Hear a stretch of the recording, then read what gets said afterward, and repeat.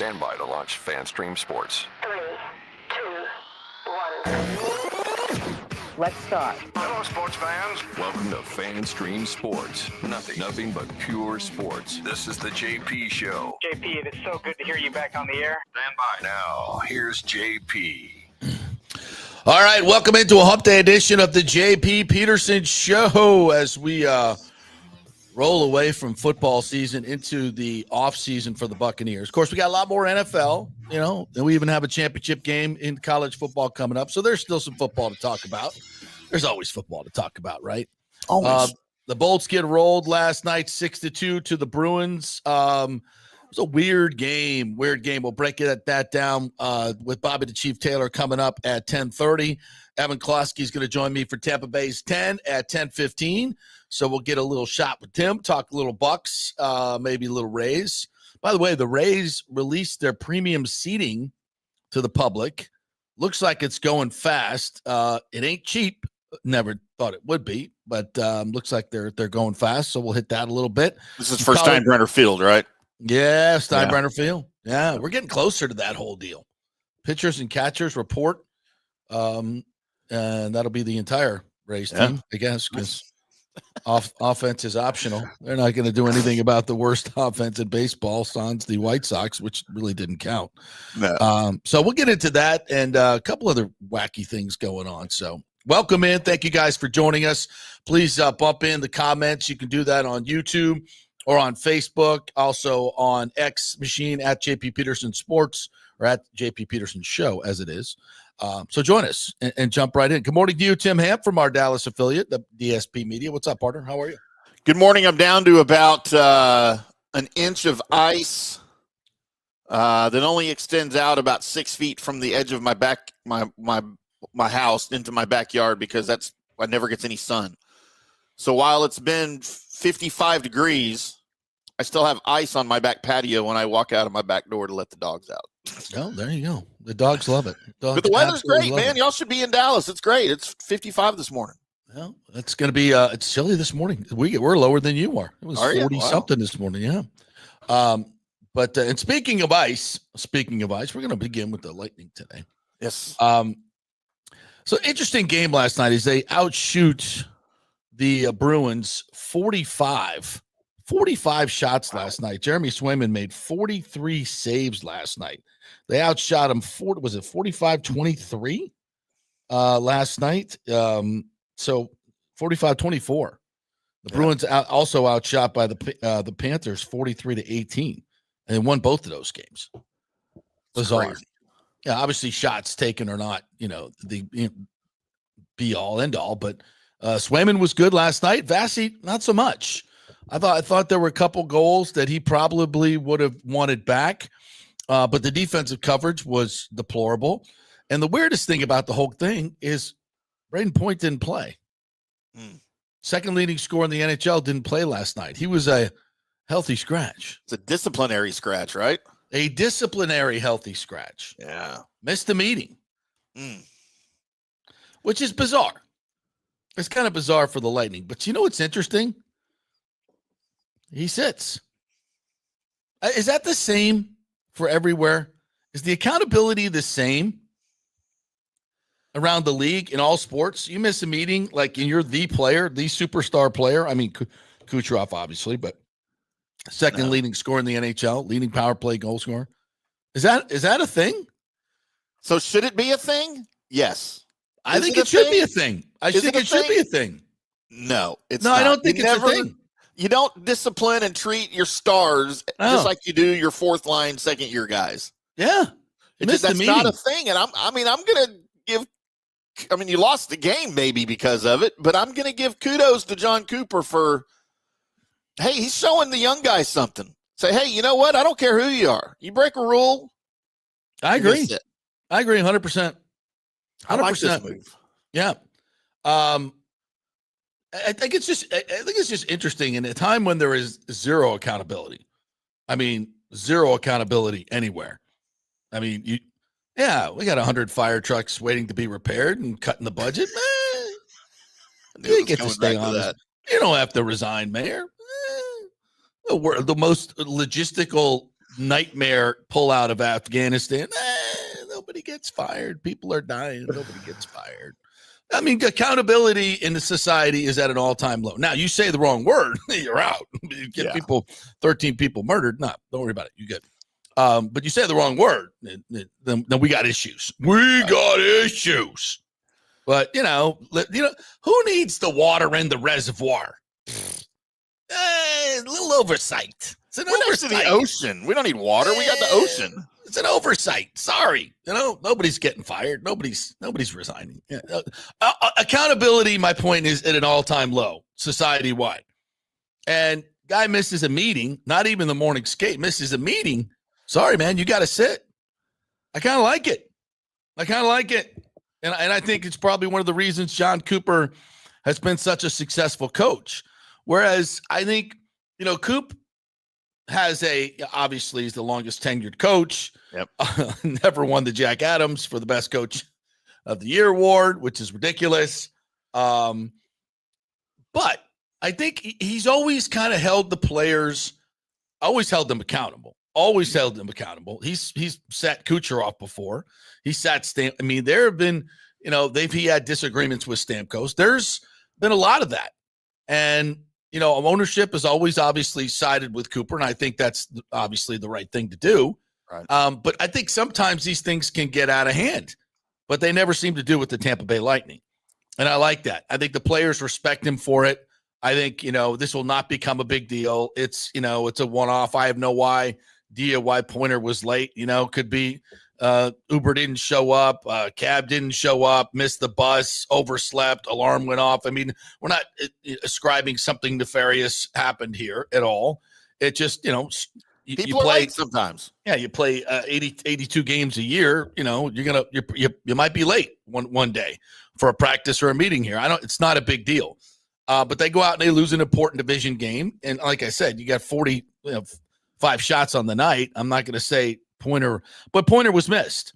And a lot of those shots came from the outside. A lot of them weren't dangerous opportunities, although I thought Swayman played tremendously well last night. He made a lot of great saves. There was a lot of, early on to slow starts. It's what Hedman said, we got to get out quicker, man. We just got to get out quicker. I think Eduardo Encina had a good stat here. Where is it? They've been outscored 8-2 in their last, I think, 4 games in the first period, and they haven't scored. They've only scored the first goal one of their last 6 games. Right. I mean, that's not going to get it done. That's just not going to get it done. So, you got to be better at better starts. Absolutely, better starts would certainly help. So it's kind of a weird game. And listen, the Lightning won 3 or 4 coming in. We're not. It's no time to panic. Obviously, I think they played very well, but it's just a weird game. It's just a weird game. And Hetty got a nice goal from Kucherov. Geeky had a nice tip in. Those were the positives. They cut it. It was 4-0. But it defensively, they seemed a little indifferent at times. Zacha just kind of gains the blue line without any impediment whatsoever, skates right into the slot, and then feeds Pasternak, I believe it was, for a goal to make it 4-0. And it's just like, wow, it's just for 2 teams that were very physical at the end of the game a few nights ago. There were some dust ups, 4 or 5 fights last night. It just seemed like the Lightning didn't have an edge last night. Like they didn't have an edge. And you're down 4-0, and you come back to make it 4-2, and they give up a couple of empty netters in the third. So that's your game. But it's just a little weird. Jack Finley got called up. 6'6" Jack Finley got called up from Syracuse, made his NHL debut. I don't think it was anything spectacular, but it was nice to see him get up and play. He's been playing well at AHL Syracuse, and I think maybe they're looking for some bottom 6 guys to step up. Gonsalves was put on waivers the other day. The bottom 6 is just not. They've not been good. They've not been good and not good enough. And obviously, Brisebois will certainly be looking to improve that at the deadline as we move closer to that. Will a move be coming soon? Now that Gonsalves has been put on waivers, could be something coming, because they need to get somebody who can score down there and balance out these lines, because the Lightning are extremely top heavy. Now they're great top heavy. Obviously, the leading scoring team in the league. They got 4 guys with 20 goals. And the only team, but they need more. And then when it comes time for the playoffs, you got to get something from your third and fourth line because the top lines typically kind of cancel each other out. And sometimes those guys are the difference. And right now the Lightning are getting very, very little from those guys. So yeah, top heavy teams like that, they do well early in the season. They may even do well throughout most of the season, but that's not sustainable long term. You got to have some productivity on the back end from your bottom lines. And I will say this, going down 4-0 early in the game, I like the way they fought back. They came back to get 2 goals. And, giving up or quitting is not the right word. Not that any team does that in any sport, but it's easy to relax a little bit, I think.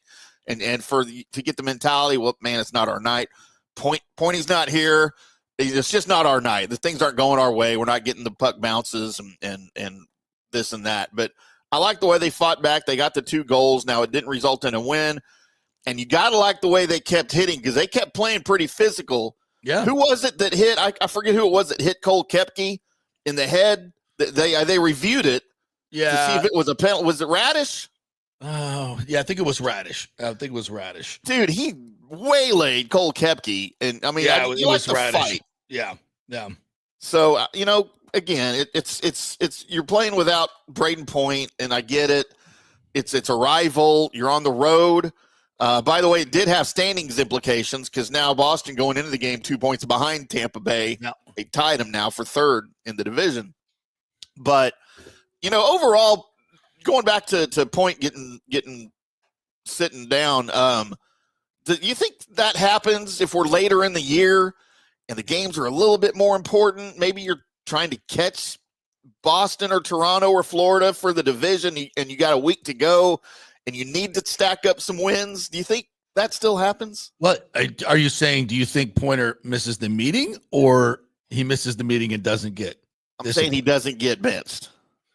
I don't think so. I think he gets benched. Yeah, I think he gets benched. I think it's pretty clear that these are rules, and and Cooper addressed it last night. It says doesn't matter who you are, we have rules, and if you break the rule, you're going to sit, and that's just the way it is. I love hearing. Yeah, I do too. Accountability is a lost art.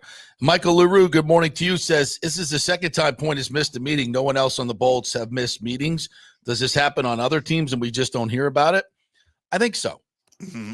That's my guess. I don't know that for sure, but I think so.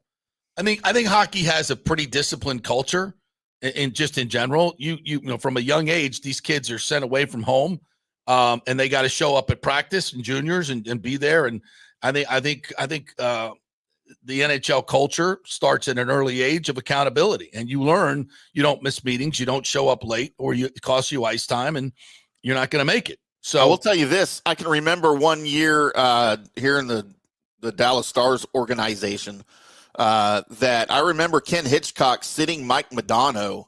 Yeah. Because he didn't like the way he practiced one day in their morning skate. He said, you don't have any energy. I don't think you need to play tonight. Yeah. And I think that's, that's old school. That's old school. No question about it. Speaking of old school, a young guy that's old school, let's bring in our good friend Evan Closkey from Tampa Bay 10, who is not out on the porch because it's cold outside. Oh, yeah. Too cold. Was going to do the porch, couldn't do it. Nope. We were talking about getting a whole intro for you, and it's like Evan Closkey Wisdom from the Porch or something. Yeah. The title of the segment. Make a little little graphic, a little caricature of him, smoking a pipe in a rocking chair on the porch. Something like that. In a Hugh Hefner smoking jacket or something like that. Hey, I caught Closkey doing a live shot before the Bucs game. He was I think you even had a vest on. Did you have a vest on? You were looking sharp, bro.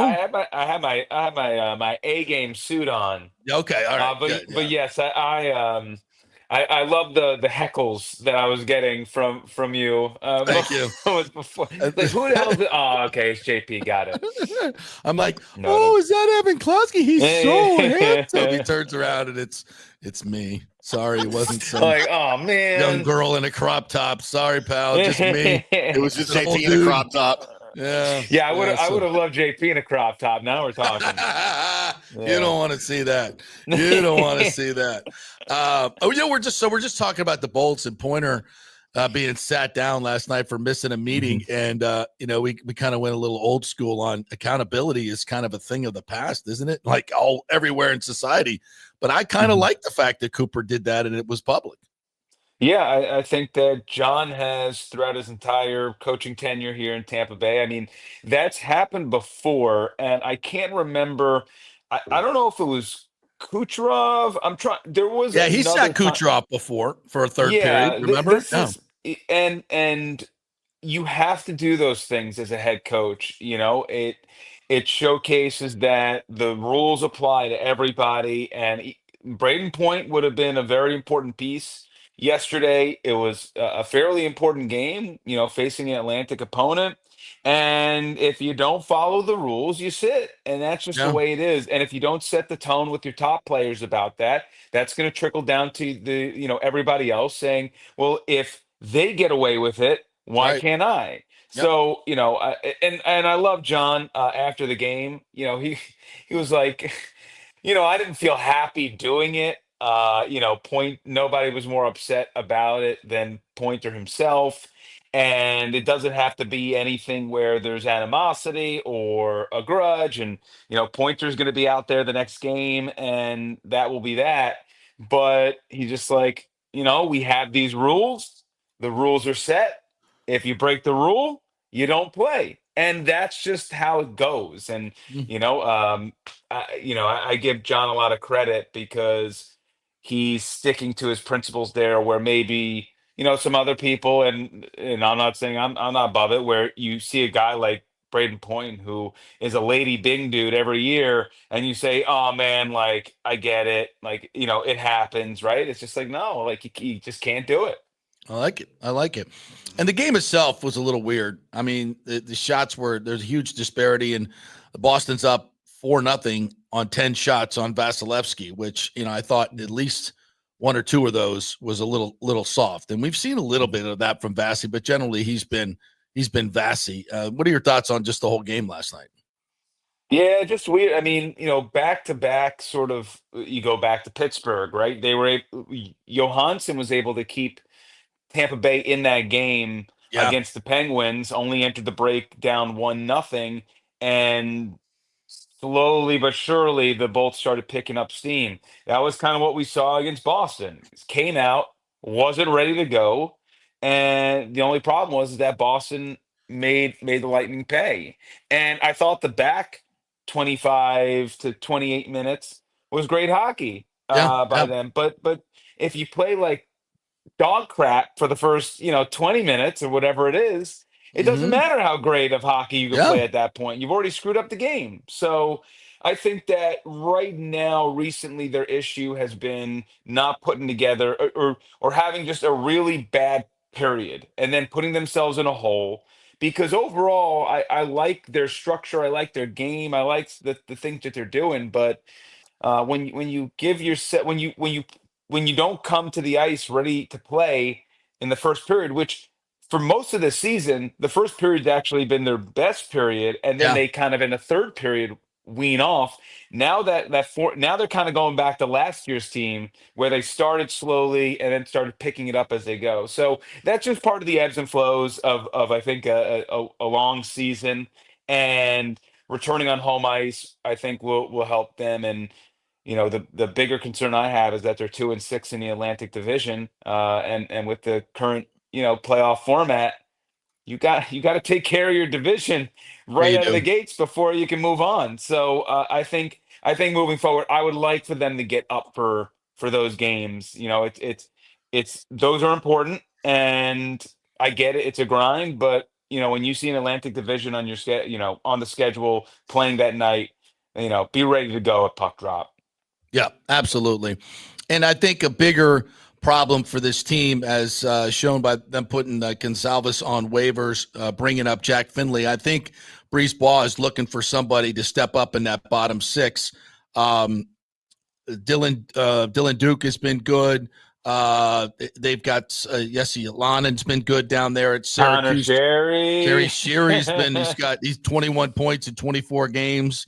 But they're getting nothing from the Luke Glendening's a -5, Atkinson's a -5, Gergenson's a -4. Asimont's a -3. I mean, there just hasn't been anything coming from the bottom six, and that's not going to get you anywhere in the playoffs. You got to get more balance. Yeah, the bottom six, I think overall, when you talk about the big picture of the entire season and maybe not like recent stretches, the bottom six hasn't been a group that has maybe lost the Lightning games, but they're not a group that's going to win them games either. And I think back to that West Coast road trip where guys like Point, Kucherov, Gensel, they weren't scoring and they scored 3 total goals in that Right. trip. The problem with this Lightning team is that there's such a reliance on the top six to be the engine for scoring. You know, Anthony Cirelli and Brandon Hagel are huge goal scorers this year, and we kind of knew that Hagel had it in him. Yeah. Cirelli is going to just blow right by all of his career highs and leave it in the dust. I mean, I don't know where this team would be without Cirelli stepping up his offensive production this year. But you're absolutely right. They need somebody who can add scoring in the bottom six, who's not going to crater their 5-on-5 play. And right now, the Bolts are content with the fact that their 5-on-5 play in the bottom six is pretty good, but they're also just not putting the puck in the back of the net. And Right. and you mentioned it. You can only live that life for so long before it bites you in the butt in the playoffs because Yep. as we know here, that's how the Bolts built their Stanley Cup caliber teams. Those bottom six guys were the ones who stepped up and created some of the greatest moments in those Stanley Cup runs. Right. You think of Blake Coleman, you think of Yanni Gord. So Mm-hmm. those are guys that you need to really. I would be surprised if Brisebois did not look like he always does around the deadline for Yep. someone who's a little bit cheaper, for someone who's a little bit younger, and for someone who's controllable that they can put in the bottom six, not just for this year, but also moving forward. Agreed. All right. Now we don't have you for a whole lot today, so I want to get to the Bucs as well.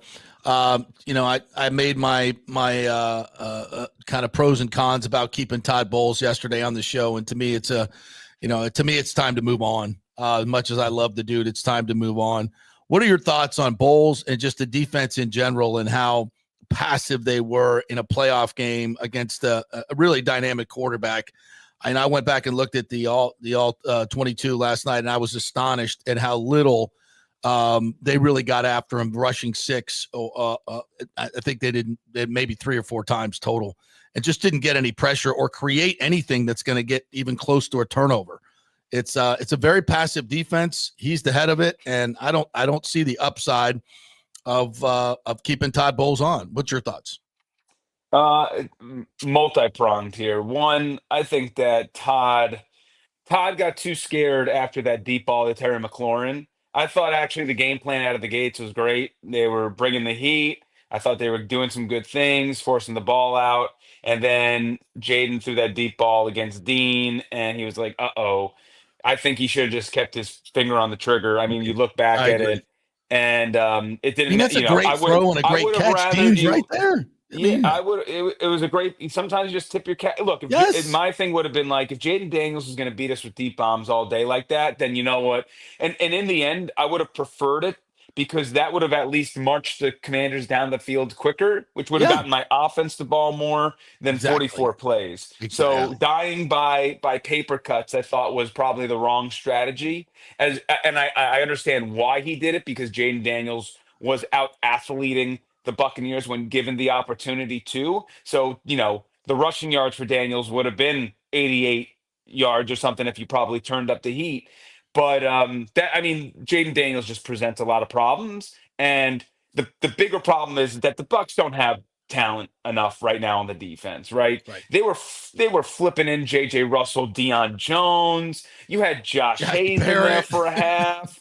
Shaq Barrett got a handful of plays. They're not really getting anything from the edge. So, I do think there has to be some element of grace for Todd Bowles, just in the sense that, like, they didn't have the talent this year. And I think if they were fully healthy, they would have. But the margin of error, uh, depth wise, was so thin. And even at a position like safety, where they had a lot of depth, even that went through the ringer, and they lost Yeah. 3 of those guys for most of the season. And Antoine was playing injured, and it was, they grabbed Mike Edwards off the scrap heap. So I just think that ultimately there was only so much that Todd can do. And I thought in the second half of the season, and I know it was an easier schedule, the defense was one of the best in the NFL, and he did make some philosophical changes, and he did some things differently. It didn't show up well against an elite offense like the Commanders. I think there was probably a limit to what the defense could have done. And my whole thing on the Bulls, should he return? Uh-oh. Oh, we got right to the juicy part. Yeah, right in the juicy part. We lost you, Evan. If you're still there. While we're waiting on Evan to unfreeze. There we go. Oh, there he is. You see Okay, that? there you go. Yeah. Gotcha. The debate is it Todd Bowles or Liam Cohen? Because if you're telling me I have to choose between one, right, that Liam Cohen's going to take the job with Jacksonville, you got to take Liam Cohen. I think you just got to. Liam Cohen is your future. Todd Bowles is not. And that's nothing against Todd Bowles. It's just Todd Bowles is 61 years old. Exactly. He said he's not going to do this forever. He's probably got 3 or 4 years left in him. Why would I not take the 39-year-old offensive coordinator wonder kid who's just gave me a top 5 unit in both passing and rushing, and who definitely on film has the goods, more so than what we saw from Dave Canales last year. Agreed. But if you told me that, hey, Liam Cohen is going to come back next year, don't worry about the Jacksonville job, then I'm taking Todd Bowles again and running it back with Bowles and Liam Cohen. And I am helping Todd this year. And I'm really putting Todd on notice, saying, look, we are going to get you an elite edge rusher. We're going to invest heavily in the draft. We're going to put more money into this defense. We understand linebacker was a mess. We understand the edge was not good enough. We understand that cornerback needs a lot more talent around there, and maybe tinkering Dean out because he keeps getting injured. We're going to help you out, but we better see improvement on the defense, because that, like, ultimately you are responsible for that, and that's going to be kind of the shot across the bow. So, but ultimately, I just think that question needs to be answered, and the Glazers and Jason Light are put in a tough position. But I can't let Liam Cohen leave the building, right. and I would apologize to Todd about it and feel bad doing it, but that's business. No, Todd knows that at this point of his career. Yeah, he knows that. Yeah. I think you nailed it, and I agree with you wholeheartedly. But I think, if it's not Jacksonville, I think it's the Raiders. I think the Raiders are zeroed in on Spy Tech, and I think Spy Tech wants Liam Cohen. Brady had a half-hour conversation with Liam Cohen. Obviously, Brady wants an offensive-minded coach. I think he's running the show out there right now, and I think they want to pilfer what the Bucs are doing, and maybe even go get a veteran quarterback like Sam Darnold to run it for him. Just kind of do exactly what the Bucs did. So we'll see. But I think what you're saying is exactly what I'm saying, and it's going to come down to that. And I think at that point, respectfully, you say, Todd, thank you very much. And let's remember, the Glazers didn't exactly go on a national search for Todd Bowles and come up with him. That was kind of Jason Light. I mean, Jason Light loves Todd Bowles, but exactly. That's not his hire. So no. And we've seen nor the Glazers. The Glazers have done moves in the past where they've moved off script, off timeline, right? Yes. They did the whole Bruce Arians retirement thing late in the game, which totally undercut Todd in his first year. I think not enough people mention that.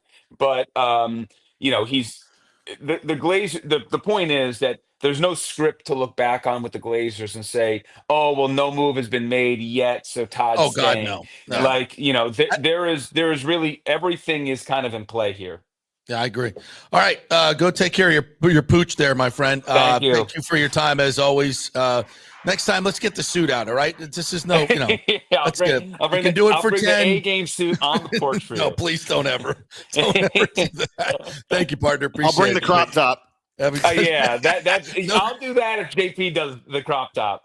There's neither one of those things are ever happening. Give the people what they want. They don't want that. This I am sure of. Go Buckeyes, partner. Yeah, go Bucs, baby. I'll see you guys soon. All right, we'll talk to you next week. God, can you imagine me in a crop top? I have. Yeah, you don't want to see that. I've had bad dreams. Yes. All right, we'll take a quick break. When we come back, Bobby the Chief Taylor is going to join us. We'll talk a little bit more Lightning, last night's game, and what he's learned in the first half of the season from this new look Tampa Bay Lightning team. We are brought to you by the Jeeves Law Group, JEEVES lawgroup.com. They are local. They are eminently respected in the field, and of course they get results. So you guys, if you get involved in an accident, your first call is to the Jeeves Law Group, JEEVES lawgroup.com. Give them a ring and tell them JP sent you, please. And if you have any legal questions whatsoever, they'll give you a free case evaluation. So go to the website, JEEVES lawgroup.com, and contact them through there. Not attorney spokesman, offices, Tampa, St. Pete. Back in 3.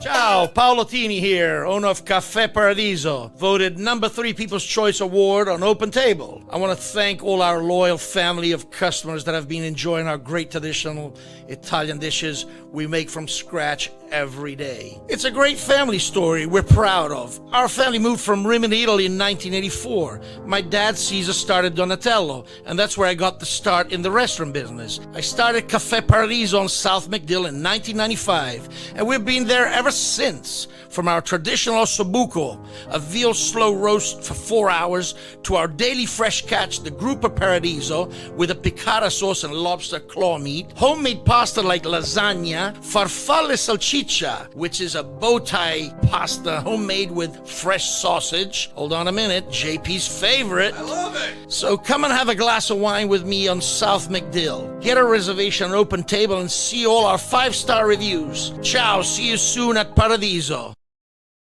So many of our Tampa Bay neighbors are finding out the hard way from Hurricane Helene that homeowners insurance does not cover flood damage. You must have flood insurance. It's a separate policy. Immediately call Italiano Insurance at 813-877-7799, and they will shop around to find the best policy before rates go up. Lock it in. Over 60% are underinsured in Florida, or you're not getting your discounts that you're entitled to. So do an insurance checkup at Italiano, and they could save you thousands of dollars. Italiano will make sure you're with a highly rated insurer, so there are no surprises in your time of need. Our hearts go out to all our neighbors devastated by Helene. These are the times we're proud to protect all the pieces of your life. Italiano Insurance, 813-877-7799. Old Hurricane Helene put a hurting on Tampa Bay, and for many of you, the rebuild will be a long process. You must beware of unscrupulous contractors offering up quick fixes for incredible prices. It's a scam.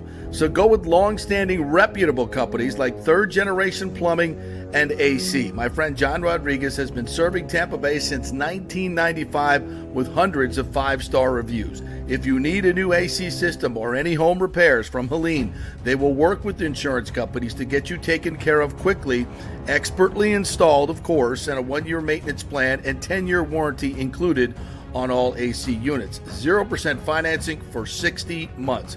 Contact them at thirdgenerationplumbing.com or 813-961-8024. That's 813-961-8024, thirdgenerationplumbing.com. Let's go. Right now, back to the show on FanStream Sports. All right, welcome back to the JP Peterson Show, brought to you by Bay Area Modern Medical Center. Chris Lugo now doing concierge medical service, so he'll be your primary care physician. You will have his number and be able to text him or call him 24/7. I wouldn't call him at 3 a.m, but if you got to, you got to. If something's going on, you got to. That's what you pay for. Concierge, right? Yes, concierge medicine. I used him this weekend to help me out. A lot of stuff going around. He helped me out get supplements that I needed to avoid getting this nasty, nasty disease that's going around as a respiratory disease. And so far, so good. So it's worth it. BAMMC.com. They will give you a free introductory consultation there. Find out what it's all about. So just go to BAMMC.com. All right. We got Chief on. We do. Let's talk some hockey with Bobby the Chief Taylor. What's up, Chief? How are you? I'm doing good, JP. You do everything there. You every commercial, all that stuff, right? Oh, bro, come on. I'm the head of promotions, head of content, head of house cleaning. But I do it all. Yes, we do. We write the spots. We do it all, partner. My friend. There you go. and we love it. So your thoughts on last night's game? Well, first let's start with Pointer. Is there anything more to this than just he missed a meeting? You got to sit. And I love the fact that Cooper holds everybody accountable like that, even the superstars. Anything more to that we need to know about? No, that's basically what he's a very, very sound sleeper. He's a guy that could probably sleep standing up. And okay. Oh, yeah, and it's funny because you know what, JP, it just reminded me. I remember one of my teammates had that happen, and the coach said to him, he says, "Wow, gee, that's great." He says, "You know what? I guess that $100 alarm clock wasn't working too well." He says, "No, my alarm clock's only $4.95." He says, "Well, it's $100 now because that's what you're buying." Great stuff. So Pointer's a notoriously sound sleeper, huh? So he just slept through the alarm. I'm telling you, it's been that way. And half the time I think he sleepwalks into the meetings. I'm not sure. I've never seen a guy that can sleep that soundly for that long. It's unbelievable. But you know what? I applaud Coop for that, because believe me, when you're in that locker room and you get special attention if you're the number one guy, you lose the locker room, because it doesn't matter. I mean, in our team in hockey, you and I've talked about this before, JP. It's a weird thing that you have to have that strong culture off the ice in order to be really successful on the ice. Yep. And you have to have that camaraderie there too. I mean, I always point out to back in the 70s with the Oakland A's. They fought like cats and dogs, but they still won World Series and gone to them.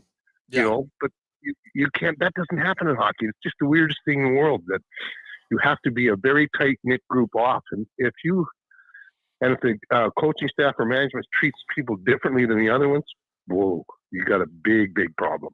Yeah. Yeah. And I think, Cooper's been consistent with this, not only in guys that are late, but guys that don't show effort. I mean, he sat Kucherov down before for a third period. He and Stamkos didn't see eye to eye, always on, playing center and wing. So if you could take us through kind of that dynamic between Cooper and the players. I mean, I wouldn't necessarily call him a player's coach, like some people are referred to as. I just think he keeps the players at a distance and enough, but has great communication relationships with them that he can, do disciplinary things like not lose their trust. Is that fair? Yeah, I think so. And he has an uncanny ability to put people in a position to make them succeed. Yeah, and that's key. I mean, you've got a couple of times though. You got. I think where we're really trying to find is that bottom. I hate saying that bottom six, but the third and fourth group of players, forwards anyway, that could fit in like the Goodrows and the Cords and the Colemans. When they were there doing their thing for the Cups, those guys really embraced their role and played it that way, and a lot of times it's guys that are, let's face it, when you come out of junior and you're drafted, you're one of the elite players that are getting drafted, not only on the team that you play for, but in the league that you're playing for. And so you come into a league that has all those guys. So now you have to find guys that will make and adjust to different roles. For instance, if you take a look at most of the guys that got drafted, they're all big scorers and big time players when they got drafted, and then they have to learn how to be a third line guy or a checker or something to that effect, and that's a big adjustment mentally for some of these guys. And what I find, I mean, if you just take a look at the guys that they brought in. Nick Paul for me is a prime example of that. When he was with Ottawa, he was up and down 18 times, JP. From the minors to, I mean, I don't think my toilet seat goes up and down that much. Jan has a problem with that. Yeah. And my daughters have all left the house anyway. So, and yet, they fit him in there, and he's become a very, very integral part of the success of our hockey club. Yeah. Eagle, another example. The Chicago. He was okay. Like that. They were moving him around there. But when we got them in trade, he was playing with Kane. So that was a little bit different. But look at him. Look at he's blossomed into a really, really fine player. Yes, absolutely. So that's the thing that amazes me is just how good Coop is at doing that. Yeah. And he's been obviously ultra successful. What did you think of the game last night? Curious, it's 2 slow starts against Pittsburgh and against Boston that were just really, really just bad hockey in the first period. There you go down 4-0. I like the fight in the second and third, but those first periods were dreadful. I don't know what the heck that is, and this is what's scary. You know what? And it's for me, one of the things that I find when I've been really watching over a little while, if we fail to score, our mistakes are magnified. And one of the things that, if you take a look and go back in your memory bank just last night about all those 3 of the 4 goals that were scored, they were all alone. Nobody near them. Yeah. For 10 feet. And we keep making that mistake. We never kind of look around and see where the danger is going to come from. Like that 4-on-4. Guys, our 4 guys were within 10 feet of the puck in one corner, and that guy was wide open in front of the net. Busting it, yeah. And they're always surprised when somebody sneaks in behind them. I don't care if you want to put 4 guys in the corner and to get the puck, but have them look around. Yeah. You have to take a look. We're not aware of danger in our own end. And that surprises the hell out of me. I don't know how the hell and it not only surprises us, but you can ask Eric Erlandson when I'm doing the games with him about how he gets an earful when I'm yelling at the TV. What is it? Is that a defenseman thing or a forward thing, or does it just does it depend on who the player is that's wide open? No, it's the whole team. Yeah. What they do is they want to collapse into the middle and protect the middle. This is what this analytics tells them. That's where most of the goals are scored. But the problem you have is this. If you keep giving up that blue line, the difference in the game today is that everybody knows how to score because that's what they do in junior. And the way the game is now, you don't have a 2-line pass, so they say it's faster. Well, yeah, because there's no 2-line pass anymore. They don't use the red line except for icing. Mm-hmm. So all this thing works into it where everybody is very offensive minded, and that's what they coach, offensive hockey. But the problem you get is that when you get into the playoffs and you get in against 2 really good offensive teams, who's the one that wins? The team that plays better defense. Right. Yeah. That's what gets me. And then when you talk at the end of the game, you hear the coaches say, well, we missed this scoring chance, we missed that scoring chance, we missed this here, we couldn't get enough shots on goal, yada, yada, yada. It's all about offense. It's never, we got to protect, we got to look around a little more. I don't care.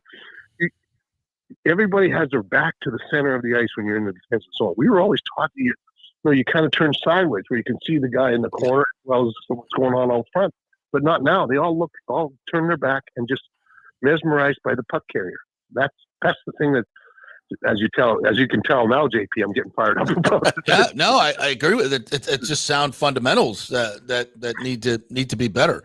No question about that. And I mean, obviously, Coop talks a lot about defending. I mean, he's all constantly talking about it. But on the ice, we see these breakdowns, and it's for whatever reason, it's not getting fixed. So. See, this is the system. That's why I said the system, JP. Because think about it. If we're scoring, and we win 5-3. Well, 2 of the 3 goals we gave up were because we had a guy wide open again.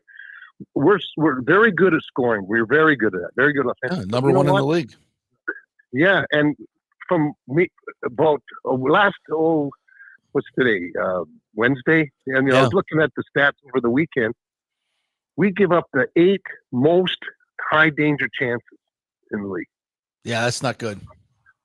So, but then that's what I mean when everything's there. If you say, okay, we're protecting the middle, well, we don't look around because half the shots are coming right from guys that are all alone. Like that goal last night when it was 4-on-4. The guy from Boston, there wasn't a guy within 10 feet of him. Yeah. He came right in and scored. I mean, that's crazy. You know what's odd is the Buccaneers tend to have that same problem. Guys like wide open in the end zone. Like, I don't know what the hell's going on in Tampa, but nobody's playing any defense whatsoever. Yeah. All right.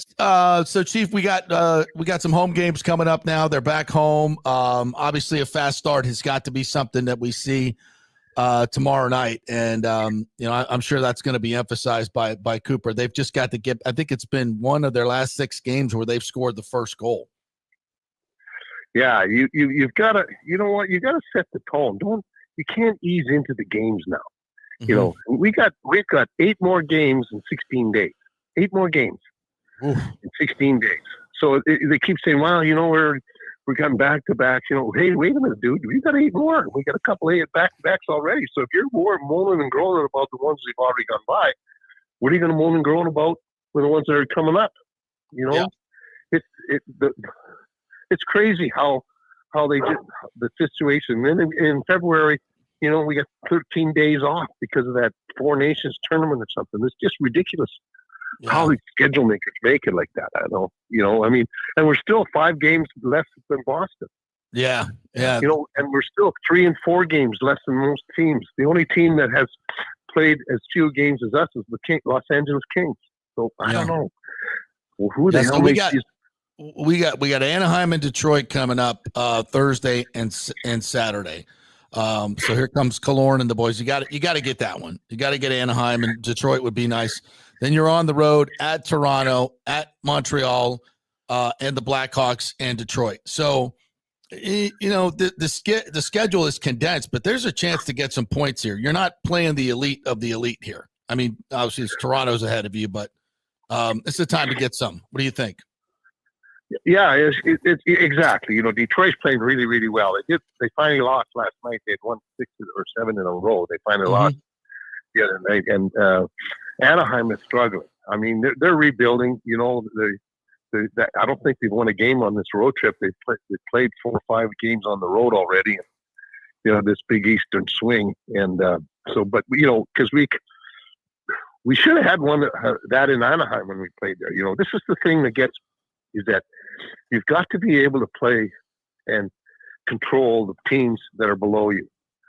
And that's where you know, we kind of have a trouble with, because we kind of ease into the games against those guys.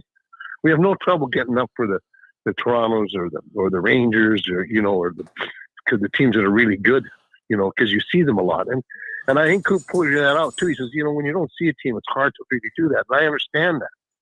But the same thing is that you have to be the team that sets the stage. You're the ones that have to set the tempo of the game, because if you do that, and they can do that, we've seen them do that a number of occasions, and then it's going to make them have to play on their heels or get back on their toes. And when you got teams that are limited in their abilities, you get them behind, they have to open up to try and get back into it, and that gives you much more opportunities to add to the lead or score. So, yeah, it's very important for that 20 minutes, that first 20 minutes, to all of a sudden, you know, you got to, when they let you out of the horse on that out of the gate with that bucking Bronco, boy, you better make sure that you got both hands on the wheel. Absolutely. All right, Chief, great stuff as always, my friend. Appreciate your time. I'll see you tomorrow night and Saturday. You got it, bud. Thanks. All right, thanks. The great Bobby, the Chief Taylor, right there. Yeah, this when the schedule gets condensed like this, you know, 2 things can happen. You can go south and it just kind of builds on itself, or you just come out and your timing is good, everything's clicking, and you can rip off a few points here. So this is a critical time for them. The rest of January. So they got Anaheim coming up Thursday night. You want to get that one. Then the Red Wings, as he said, have been playing good hockey. You're going to get them twice in a week. You get Montreal and Toronto and Montreal back-to-back up there next week. And then you go to Chicago and then Detroit. Those are 2 back-to-backs. So, you know, Johansson's been playing great, though. So you're okay with that. And then you got the Blackhawks and then the Kings at home to end January. 16 games in January. So wow. I think, you know, by the end of this month, in the next 2 weeks, you're going to see, this team's going to be either set up for the playoffs or chasing them. One of the two. I think it's a critical moment for this team. And I think they've been, I don't know. It seems a little inconsistent recently, just because they're winning some games that maybe they shouldn't, and then last night was a little bit of a flip. So I don't know. It still seems to me like this is a team that can get a lot better down the road, and I think there's some changes coming. Yeah, talking about consistency, they're sort of win 2, lose 1, lose 2, win 1. They had a 4-game losing streak earlier in the season, then they won 2 out of 3, and then they followed that up with a 4-game losing streak, or a 4-game winning streak. And then after that, it's sort of been lose 1, win 2, lose 1, win 1, lose 1, so they're not really able to build any momentum.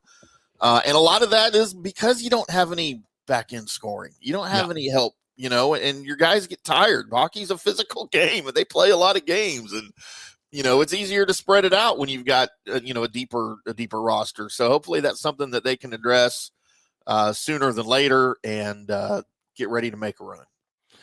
All right, let's get to some of the comments here. Good morning to all you fellas. Yes, sir. Real quick, every time we have the Chief on, I mean to ask him. So he spent a season in the Ontario Hockey League in 64 and 65 with a team called the St. Catharines Blackhawks. So the St. Catharines Blackhawks, of course, were one of the farm teams of the Chicago Blackhawks. St. Catharines is a little freaking sleepy town in Ontario that's just north. It's right on the border of Niagara Falls. And I've been there probably 40 times. And I love that little sleepy Canadian town, right? It's about 45 minutes to Toronto and maybe 30 minutes to Buffalo. Like, it's right in between. And it's one of my favorite places on earth, but I can't for the life of me figure out where they would have played minor league hockey games anywhere in that little town, because there's a little tiny hockey rink there. I've skated on it lots of times, but there's no grandstands, and it's a newer building. It's just for families to go skate. So I got to pick his brain. It got torn down, obviously, or burned down or something. Obviously, yeah. So I wanted to ask him, in the mid-60s. Where did they play? Where the hell did y'all play hockey games? So just anyway. Well, you got his number. Text him and find out. Yeah, I will. I'll probably talk to him. Better call him. Man. Just call him. Yeah. His story in professional hockey, in minor league hockey, is one that everybody his age that played hockey had to go through. Man, all these stints in these little tiny towns, and you hope you get called up to the big clubs, which he did a couple of times. He played for the Flyers. Hell, he won cups, right, with the Flyers. And then he played with Pittsburgh, a little bit later. But just the story of these guys, and especially back then, right, in the early, mid, late 60s, because the world was different, travel was different. Yeah, they weren't making a lot of money either. No. They were professional athletes that weren't making a lot of money. Yeah, they all probably had second jobs like NFL players did in the 70s. Yeah, it's just those stories, man. I love that more than that's one of my favorite things of hockey, so anyway. Well, there was a lot of things that were, better about the world back in the day, but we don't need to get into all that. No. Yeezy says the Bucs bounce, Lightning not playing good for a while. Wonder if the Rays will send a letter to the city or something to complete the trifecta today. It's about time. It's about time for a cursory worded statement to the city or the county. They haven't pissed off anybody in a while, but they did release their premium seating yesterday. Yes. Which we will talk about in the next segment. I was doing a little bit of research as to how these prices are comparable, and I think they're pretty comparable. But they haven't released the other tickets yet, so I don't know what those prices are going to be. Are you I'm sure you are. You're applying for season credentials? No. With the Rays? Oh, you're not? I figured you would. They don't like me.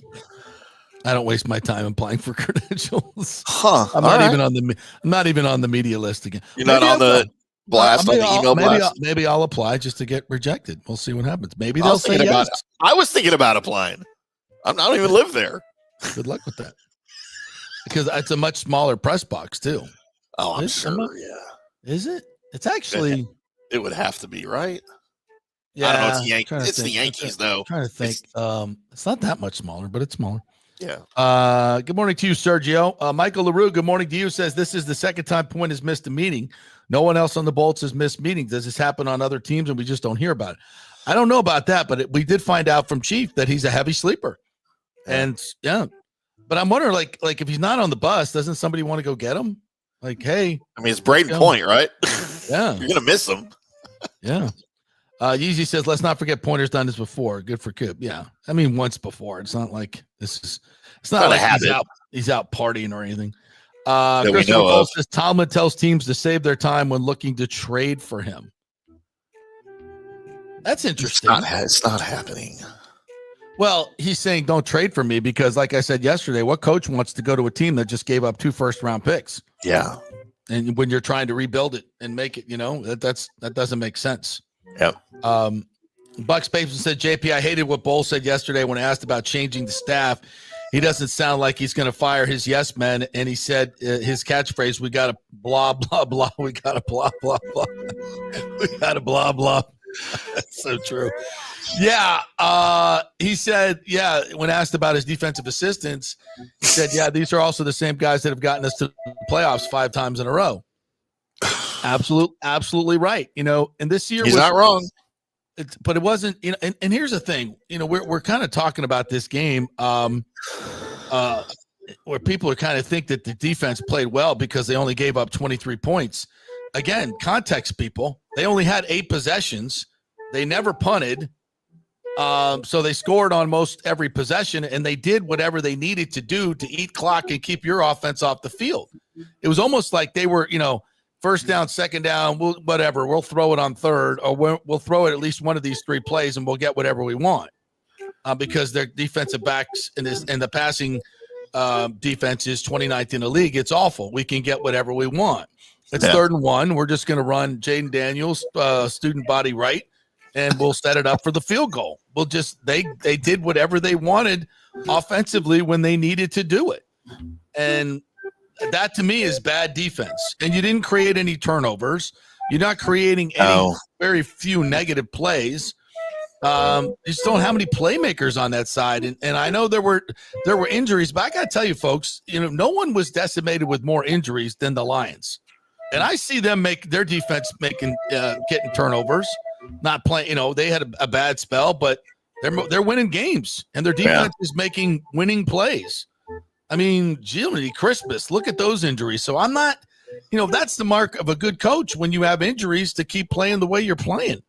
And this coaching staff does not develop players. Who's gotten better defensively? I'll give Zion McCollum I think he has, but most other guys just have regressed. JTS has done nothing. I mean, I guess you could say, just for the most part, this defense was just kind of blah. 7 interceptions and 630 pass attempts. And it's not just no interceptions. Guys are wide freaking open in the end zone. Like De'Ami Brown, there's no one within 15 yards of him on a 3rd and goal from the 10. That should be just absolutely really hard to score. Guys, nobody within 15 yards of him. Jiminy Christmas, same with McLaren was open by 5 yards. And he didn't even have to throw a seed to get the touchdown on 4th down. Guys just guarding, when you watch the all 22, there's guys just guarding grass. They're not doing anything. And that's bad scheming. That's bad defense. Sorry. Here's a telltale sign right here, JP. 8 of 15 on 3rd down efficiency.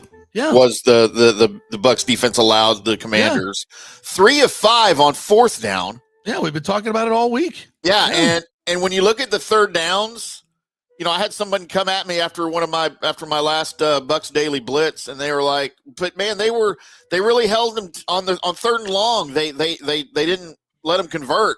They had 1 3rd down that was longer than 6 yards. That's why. Yeah. Because you're allowed so many yards on 1st and 2nd down. Yeah. I don't get it.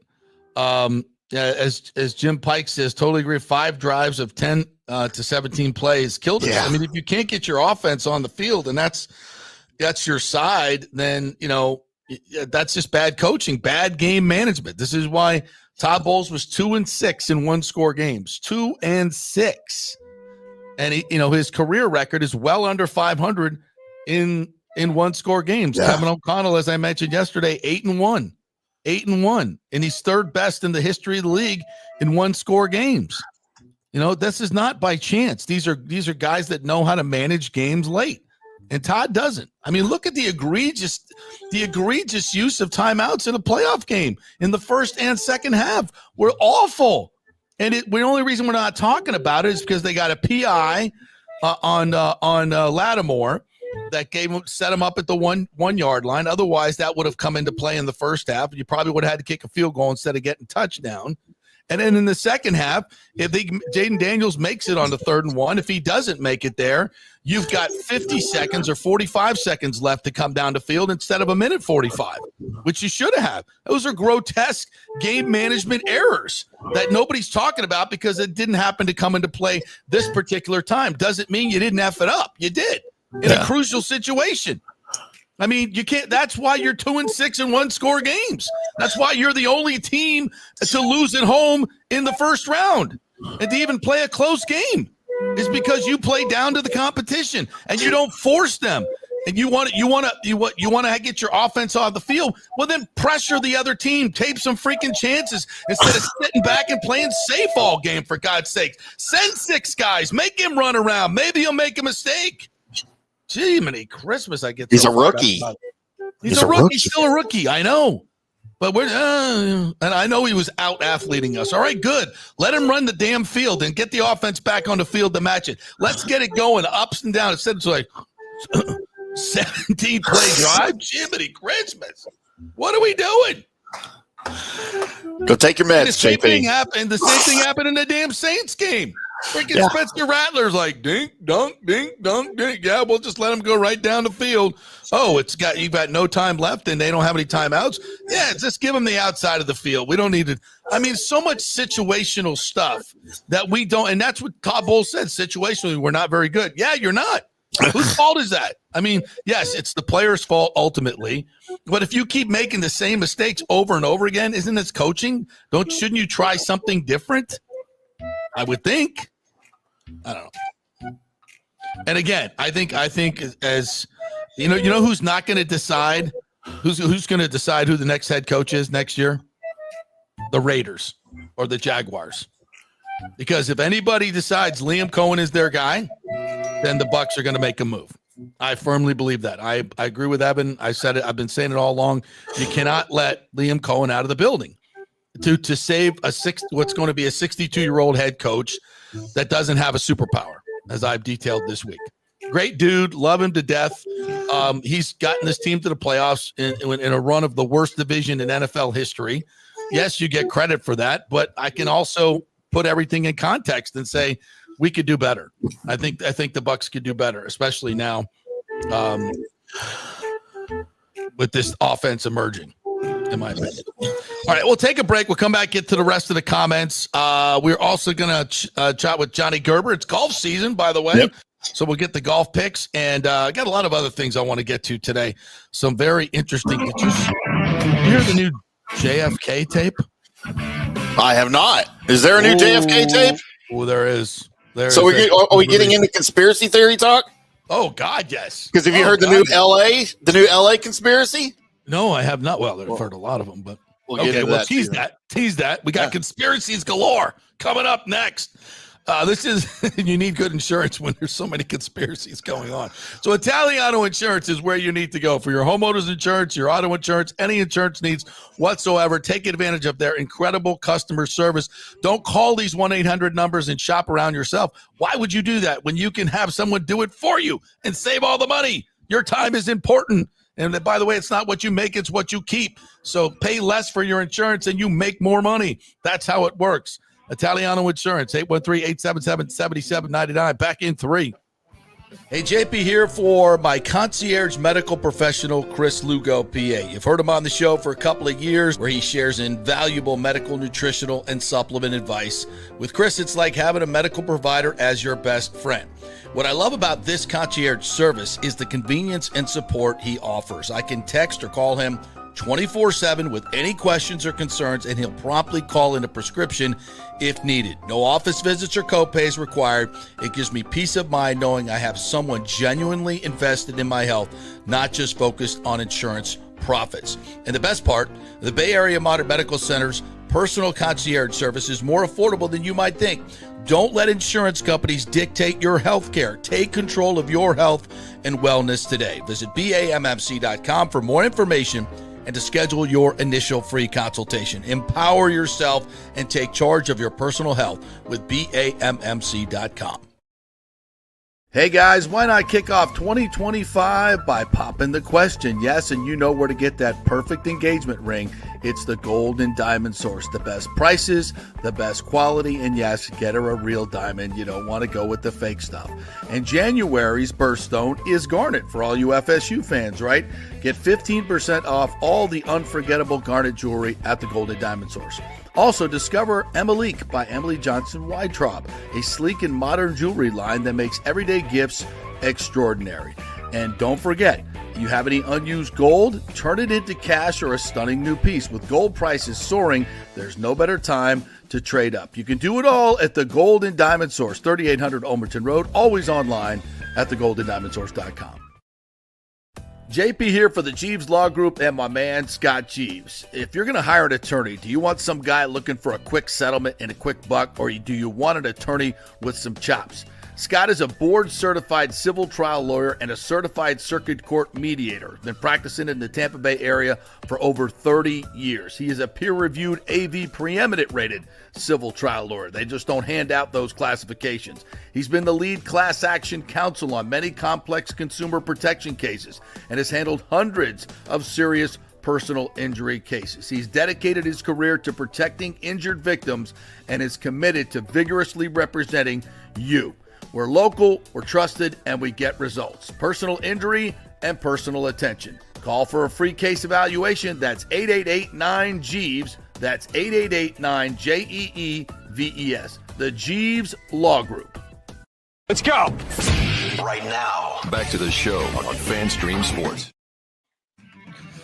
All right, welcome back to the JP Peterson Show here on this hump day as we roll through still post-mortem on the Buccaneers lost to the freaking Washington Commanders. Oh, think they go into Philly and win? No. I don't know. Well, that'll tell us a lot about what happened here. No doubt about that. No, I think the Commanders and Philly are going to go the way of Minnesota against LA. Yeah, the Vikings getting run like that was a little bit of a surprise. I mean, their last two games, really, right? Like I had the Rams in that game, but yeah, me too. I got the Rams winning it all. Still, really sticking. The Rams winning it all. The Rams beating the Ravens. That was my preseason pick. Rams over Ravens in the Super Bowl. I'm sticking to it. I think I had Ravens Philly. At the Ravens winning it all, so I'll stick please to that. Don't too. let Philly win another Super Bowl, please. Oh God, no! Oh God, no! Phillies winning the Eagles winning the Super Bowl was for me was as bad as when the Blues won the Stanley Cup. We don't need that in hockey. We don't need the Blues winning anything in hockey. It's just such a nondescript franchise, isn't it? Really? No. It was just fun to make fun of them for never having won a ring, just like the Eagles. We can always make fun of the only NFC East team that never won a Super Bowl. Well, we can't do that anymore. It's just not fun. Yeah. Yep. You want to get back to some of the comments since we didn't finish them all? James says, hold on. Let's start with Bucs Basement. Honestly, the only thing you can say is we got to coach it better. We got to play it better. We need to get interceptions in year 6 for the love of God. Can we please move on already? And again, accountability, is that something that you really see with Bowles? I don't really see it. Never calls anybody out. I love the dude, but I'm just ready to move on. I think it's time for the Buccaneers, and we'll see. Again, if you think because it's Wednesday and nothing's happened, I think you're missing the boat there. Because first of all, I'm guessing that the Glazers and the met with Bowles yesterday, if not yesterday, today is the meeting, and that will be a thorough reconstruction of the season. And then they kind of marinate on that. They look at what their options are, and then I think the Glazers will demand changes. And again, if they say Bowles needs to make some changes on his defensive staff, is he really going to fire his buddies, or would he, politely just say, hey, well, of course, if he moves upstairs, then they're all going to be fired anyway. So it's kind of just up to the Glazers. They'll bring in a new DC. I mean, do you get excited about a Bowles-Liam reunion, or would you rather be Liam is the new head coach and Robert Saleh is your DC? Ooh. I just don't want Todd Bowles having anything to do with the defense ever. And he's a defensive minded head coach, so that makes no sense. Exactly. So that makes that's no why sense. I don't want it. I know. Why I don't want it back. Yeah. I get it. I'm with you on that. It's just, the league has moved on, and if the Bucs want to be relevant, they better think long and hard about that. John Hill, good morning to you, says, while Evan was setting up Sunday, I saw Evan and we commented that JP has yet to appear. And Evan stated that radio guys have a different clock. Yeah, we do. We don't have to show up 2 hours early to do a hit for the 6 o'clock. It's one of the reasons I got out of that business. It's like, it's no fun anymore. It just wasn't. I mean, if I was Evan's age, young buck, I'd be loving every bit of it. But I'm an old fart now, and I'm like, I don't want to produce my own shows late at night by myself in the. I don't want to, shoot all my. He doesn't have to shoot all the stuff, but shoot stuff, edit everything myself, all that. No, when you've been in a sports department that has 8 full-time people and an incredible producer and Dave Cook and Bob Hansen for video, all these super talented people. And then, suddenly you're by yourself every night producing your own sportscast, doing your own graphics, it's like, it's no fun. There's no ensemble feeling to it. You're just kind of off and So this is what it is. The business has changed dramatically. James says, I listened to Stroud's a recent podcast, and it's stunning to me how they feel Bowles is untouchable.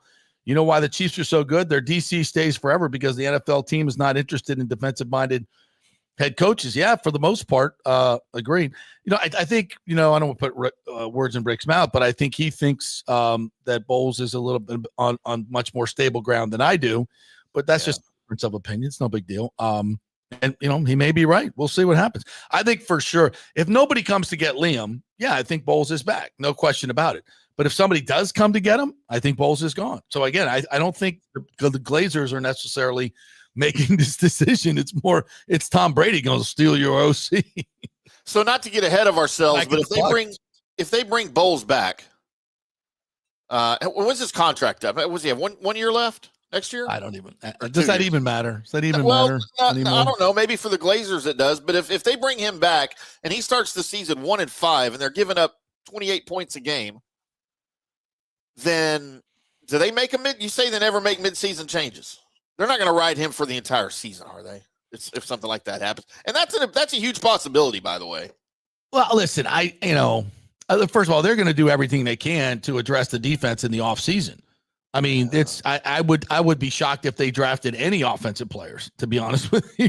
I mean, they will, because it's based on, when you get to the 4th, 5th, 6th round, I mean, there's going to be good players there. If they're offensive linemen, you're going to take them. If they're linebackers, you're going to take them. But obviously the offseason focus is going to be almost entirely on the defense, because you've got everything really on offense that you need. It just needed to keep developing. If the wide receiver just comes available in the 3rd round that you think is, another Chris Godwin, maybe you take him. I don't know. But for the most part, to me, it's all defense. It's edge rush.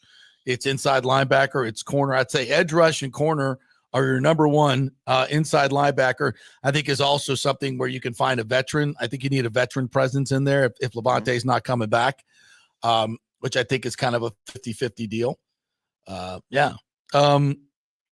Thomas Casper throws this in the mix. Vassie is sliding. Cooch has to be inspired. No one crashing the net like Stammer did. I mean, if we're lamenting Stammer's loss for Gensel, I think we're definitely on the wrong track here, Thomas. But is Vassie sliding? I don't know. I think Vassie's been great. I think the numbers show that. It's not superhuman Vassie that we've seen. So maybe, I guess maybe that's what you're saying. So, and Kucherov, especially in the last couple of weeks, has seemed a little, maybe not just zeroed in. Vassie just turned 30. last summer. So Yeah, but that's nothing for a goalie. no, I I mean, he had what it's a back surgery 30 though. Yeah, That's what you're saying. You Yeah.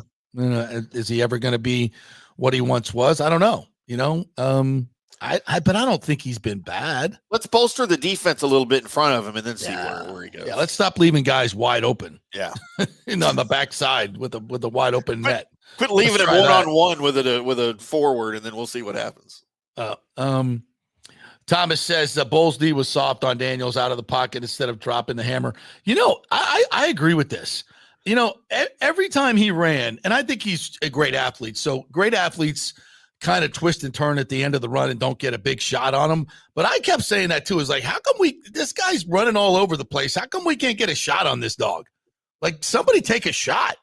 I'm not saying be dirty, but, you got to make him pay. If he's going to run all over the damn field, he needs to take and Zion McCollum knocked the shit out of him. Holy hell. That was a great hit. And it was borderline on the end, but he was a runner.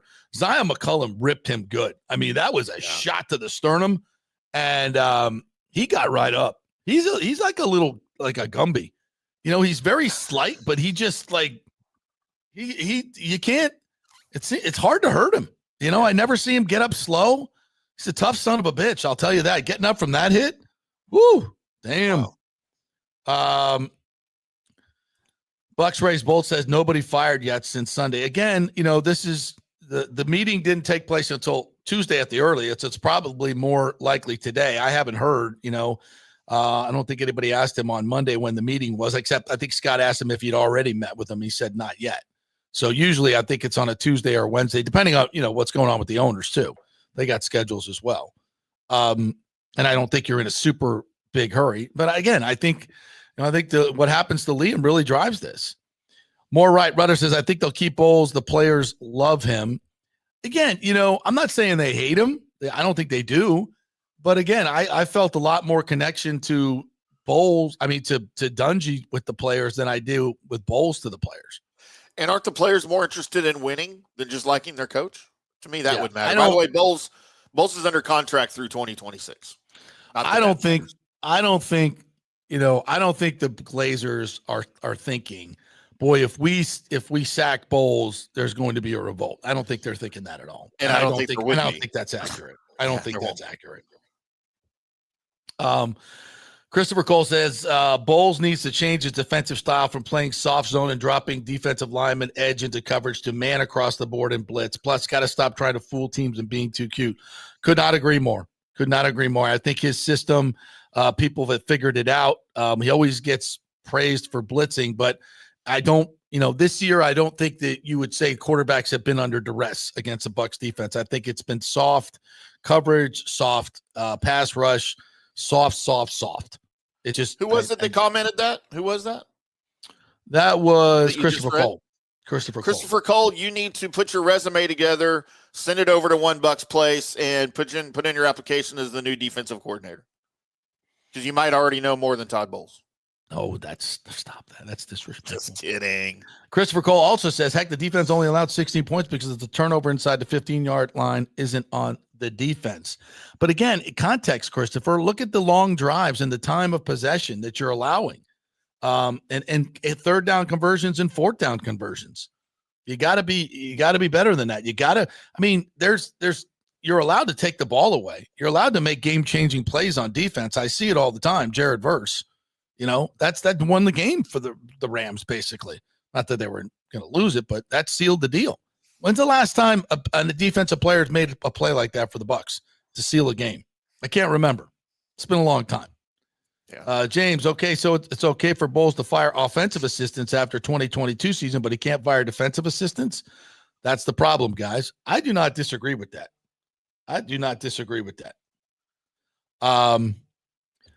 Rick says, Bucs defense strong, ? They brought in Marcus Mariota for spits and giggles. They did for a tush push. Didn't they bring it? They brought in Mariota for a tush push. Yeah. And they pushed it right up your tush, by the way. Yeah, and it worked. James says, I still can't believe the Bucs lost. Bowles knew his D was an issue, yet he decided with 4 minutes left after tying the game to play conservative. Why not blitz the kitchen sink? The D lost the game. I agree. Either, make them score fast or get the ball back. One of the two. What you can't let is just let them drive down the field. You can't let that happen. Sergio says, I'm glad you guys are in the morning. I can't stand listening to the national shows on the radio. You're welcome. You're welcome. Yes, we picked this time slot for a reason. And that's why we get great numbers. That's why they're doing so well. One of the reasons. Very well. Not that I wouldn't mind going up against any of the shows over there. Oh, we they're ranked 20. They're 20th in the ratings. We get breaking news. Bucky won Rookie of the Year. I don't think they voted on that yet. Not that he shouldn't get lots of votes, but I think Jaden Daniels got that. Yeah, I think he's got that locked up. I think they got that locked up. 12 wins, 70% completion, some ridiculous. I mean, all the numbers that he put up are just smashing rookie records. Yeah. By the way, I got money on that too, so shut up. All JP needs. Yeah. I don't think they've given that award out, haven't they? No. Rick says Bucs defense guarding grass. They should have kept Randy Gregory. Get it? Grass, weed. Mm-hmm. He's a weed guy. Yeah. Excellent. And that might be something that's a little understated here. With the Bucs needing all of the pass rush help this season, they went out and Jason Light signed Randy Gregory, who, it's a long shot if he is going to play football no matter when you sign him. But man, if he had his head on straight this year, he could have helped the Bucs big time in pass rush because he is stud when he wants to be. Yeah. Priorities. By the way, voting for all of those NFL awards doesn't even end until January 31st. And don't they have to vote right after regular season though? Yeah. That's for the fan vote. It ends January 31st. So they're not going to announce it until the week of the Super Bowl. James says Todd should put the team first and go to the Glazers and work out a deal. What's wrong with that? Getting fired is much more lucrative. That's why. Much more lucrative. So, JP, before we get to Johnny here at the bottom of the hour, or I guess at the 45 mark, before we get into our conspiracy talk, I just ran across another potential NFL conspiracy this morning.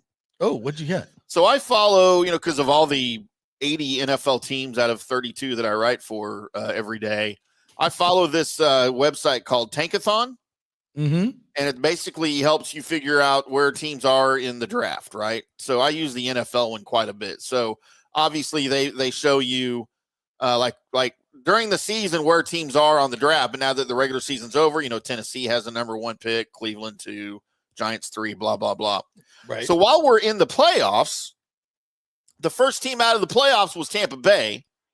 So you have 18 spots in the draft that are set for the regular season, right? So that was set. Well, Tampa Bay, Denver, Pittsburgh, Chargers, Green Bay, Minnesota are all out of the playoffs now. So now they add those teams in where they are. And Tampa Bay is going to pick 19th, by the way, will be their first pick of the first round. So they go throughout the postseason and they will post, okay, well, now here's your divisional round losers.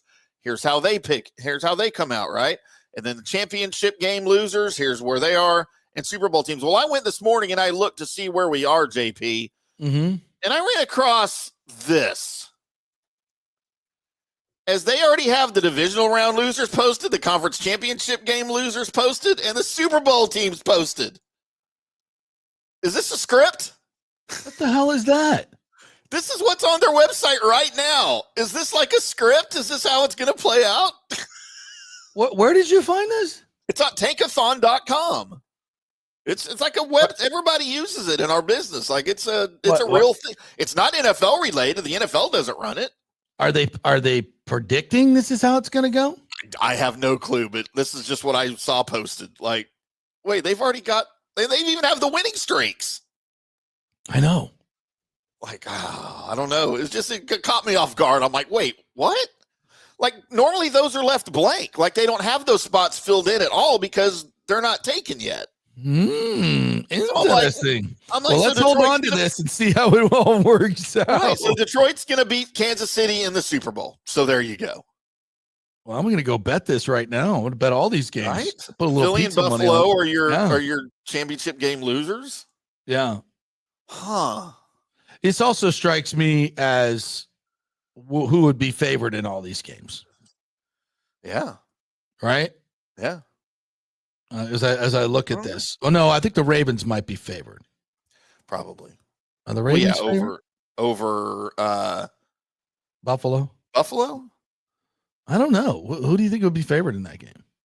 Oh, I don't know. I can go and look and see who is favored right now. But that just struck me as odd. Like, because I look at this. Well, I've been looking at this website for years, and they never have those positions posted until that round is over. And I'm just like, huh. Yeah, I think this is all probably the favorite. Baltimore is favored by 1. Baltimore's favored by 1 right now. Oh, they are. On the road. Okay. They're a road favorite. Really? Yeah. Interesting. Okay. So anyway, let's just throw conspiracy theories abound. All right, so we'll take a break. We'll come back and do the other conspiracy theories. Yeah. So I got some audio for you that is very interesting. Oh, and I love audio. It's not AI, so very, very interesting. We are brought to you by the Gold and Diamond Source. Their post-holiday sale still going on. And if, by the way, if you're going to get engaged, okay, first of all, fake ring versus real ring. You don't want, I mean, can you imagine? Hey, honey, is this real? Well, no, yeah. Bad start. I mean, I would just lie and say, yeah, it's real. Yeah. That's not a bad idea, but don't do that because then she's going to take it to a jeweler and find out for sure. Well, then she doesn't trust me and I don't want to be with her anyway. Well, see, it's all again, go real. Don't avoid all this shenanigans. What are you doing? Yes, you got to get a real diamond, and the best place to do that is the Gold and Diamond Source. They've got the largest selection. They've got a great staff that's not going to try to push you into something that you cannot afford. 0% financing as well. And, of course, again, you got to know what is it really what they say it is? Well, if you go to someone who's been in business for 40 years, yes. If you go to somebody else, good luck. Golden Diamond Source, 3800 Olmerton Road. Back in 3 with more conspiracy. Hurricane Helene put a hurting on Tampa Bay, and for many of you, the rebuild will be a long process. You must beware of unscrupulous contractors offering up quick fixes for incredible prices. It's a scam. So go with long-standing reputable companies like Third Generation Plumbing and AC. My friend John Rodriguez has been serving Tampa Bay since 1995 with hundreds of 5-star reviews. If you need a new AC system or any home repairs from Helene, they will work with insurance companies to get you taken care of quickly, expertly installed, of course, and a 1-year maintenance plan and 10-year warranty included on all AC units. 0% financing for 60 months. Contact them at thirdgenerationplumbing.com or 813-961-8024. That's 813-961-8024, thirdgenerationplumbing.com. So many of our Tampa Bay neighbors are finding out the hard way from Hurricane Helene that homeowners insurance does not cover flood damage. You must have flood insurance. It's a separate policy. Immediately call Italiano Insurance at 813-877-7799, and they will shop around to find the best policy before rates go up. Lock it in. Over 60% are underinsured in Florida, or you're not getting your discounts that you're entitled to. So do an insurance checkup at Italiano, and they could save you thousands of dollars. Italiano will make sure you're with a highly rated insurer, so there are no surprises in your time of need. Our hearts go out to all our neighbors devastated by Helene. These are the times we're proud to protect all the pieces of your life. Italiano Insurance, 813-877-7799. Ciao, Paolo Tini here, owner of Caffè Paradiso, voted number 3 People's Choice Award on Open Table. I want to thank all our loyal family of customers that have been enjoying our great traditional Italian dishes we make from scratch every day. It's a great family story we're proud of. Our family moved from Rimini, Italy in 1984. My dad, Caesar, started Donatello, and that's where I got the start in the restaurant business. I started Caffè Paradiso on South McDill in 1995, and we've been there ever since. From our traditional ossobuco, a veal slow roast for 4 hours, to our daily fresh catch, the Gruppo Paradiso, with a piccata sauce and lobster claw meat, homemade pasta like lasagna, farfalle salchicha, which is a bow tie pasta homemade with fresh sausage. Hold on a minute, JP's favorite. I love it. So come and have a glass of wine with me on South McDill. Get a reservation on Open Table and see all our 5-star reviews. Ciao, see you soon at Paradiso. Let's go. right now. Back to the show on FanStream Sports. All right, welcome back to the JP Peterson Show, brought to you by Third Generation Plumbing and AC. They do it all over there. If you need anything done around the house and your man can't get it done, like me, call them, Third Generation Plumbing. They do a fantastic job. They will show up on time, experienced techs that aren't going to try to sell you something you don't need. Just an honest job done for an honest price and on time. That's what you get at Third Generation Plumbing. Johnny Rodriguez is the owner. If it ain't right, he will make it right. So don't just call somebody out of the blue. Go to the yellow pages. Remember the yellow pages? Don't do that. Yeah. Just go to thirdgenerationplumbing.com. You can call them or email them, and they'll get right over there. thirdgenerationplumbing.com. And they also do AC. There you go. I have a Yellow Pages story, JP. What's that? So I was couple of months ago visiting one of my lady friends over at the apartment. We were having a little gathering over there, and she's like, anybody want pizza? And I was like, yeah, I could go for some pizza. She's like, I'm going to order pizza. So I said something about use the, where do you get it from? She's like, I don't know. It's like different every time. I'm like, oh, well, what app do you use? And keep in mind, this young lady is under 40. And she's like, oh, I don't do that. I said, you don't do what? She's like, I don't use an app to order pizza. I said, well, how do you order pizza? She literally pulls out from underneath the chair she's sitting on, JP. What does she pull out? The yellow pages. Come on, dog. Pulled out a Yellow Pages and goes to pizza and calls the number and tells the lady what pizza she wants, has to give her card number over the phone, has to give the address. They have to find the address. It's a whole thing. Yeah. She ordered like 3 pizzas and it was $70. Jeez, oh, Pete. At like Papa John's, right? And I'm like, she hangs up. I'm like, I don't want to use her name on the air because she watches, but she already knows who she is. I'm like, why would you do that? And she's like, what are you talking about? I said, they have like deals in the app that you have to get. You could have gotten all 3 pizzas for like $28. I said, and you could order it without talking to people. Nobody wants to talk to people on the phone. They get it wrong anyway. They get it wrong. What's wrong with you? And everybody's kind of laughing. And she's like, I've never, ever in my life ordered pizza on an app. Do they even have the Yellow Pages anymore?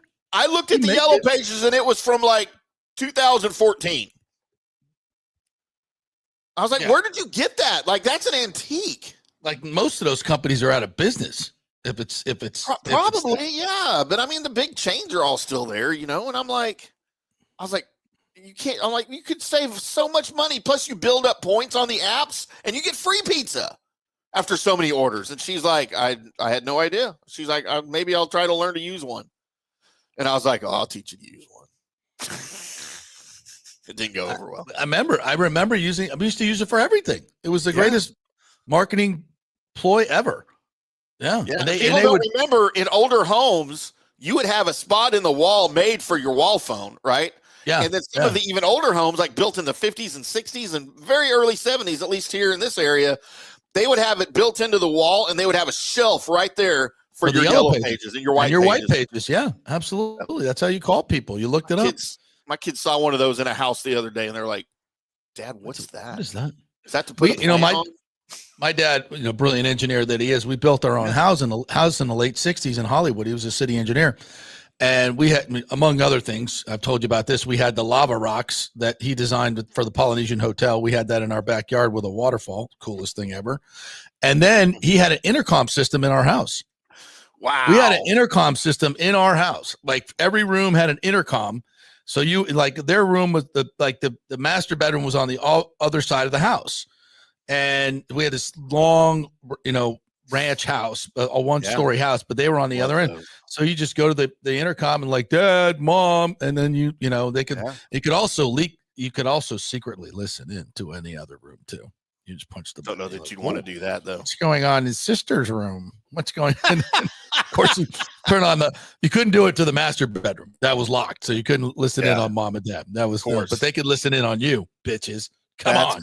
So I have that now because I have an Alexa. I have an Amazon Alexa in every room of my house and all the kids' rooms. And I can tell Amazon on my app, I can go, hey, listen to Eli's room. And I can hear what he's doing in his room. I mean, does Eli know that? Yeah. Yeah. Well, you figured it out now. Yeah, it's not like I'm not the only one that can yeah. do that. Yeah, that's fine. So did your system in your house, your intercom system, did it also have a radio that would play music all throughout the house that your dad designed?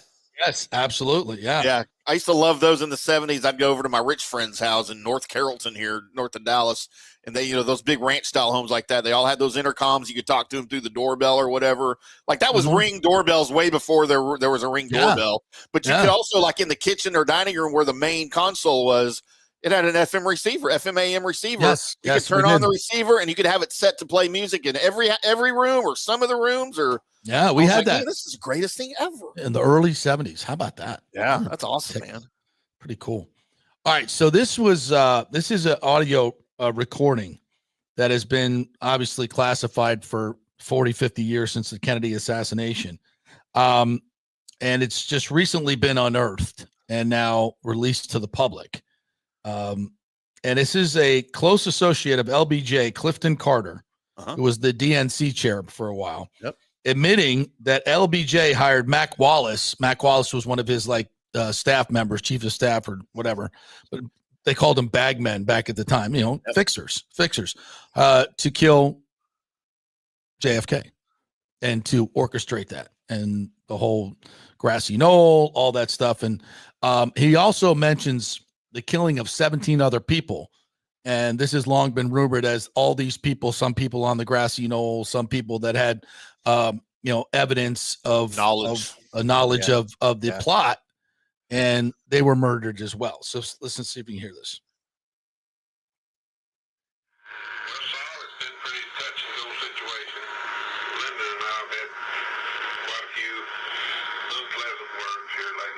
Lyndon. Over the deal that he hired Mike Wallace to assassinate the president. It's been hectic in every way, but we've lived through it this far. I guess we'll continue to do so. Lyndon should have never issued that order to Mike. But we've had our differences, and I'm a true blue to Lyndon, as I've always been, and tried to carry out every order that he'd ever given me. But this is one I'll probably never be able to forget. And the times that we've had in Texas, and the embarrassment that Lyndon had gotten from Kennedy, I guess there wasn't anything else to do but what he did. Lyndon could have really hit me if he would. Well, Lyndon's the kind of person that doesn't want to help anyone. He's all for Lyndon, and that's the way it's pretty much always been. Well, they had me backed up on that Henry Marshall killing, and they just kind of blackmailed me to keep my mouth shut. And if I hadn't had a bunch of tapes that I'd played after he got killed, because 17 got killed in this situation very mysteriously. And I've done a lot of time, and I've lost a lot of money, and it's hurt my family a whole lot. And it's really got me disgusted. Yeah. So, I mean, for those of you who don't come out, what year was that recorded? Supposedly 9 years after the death of so 72 of Kennedy. So 72. Yeah.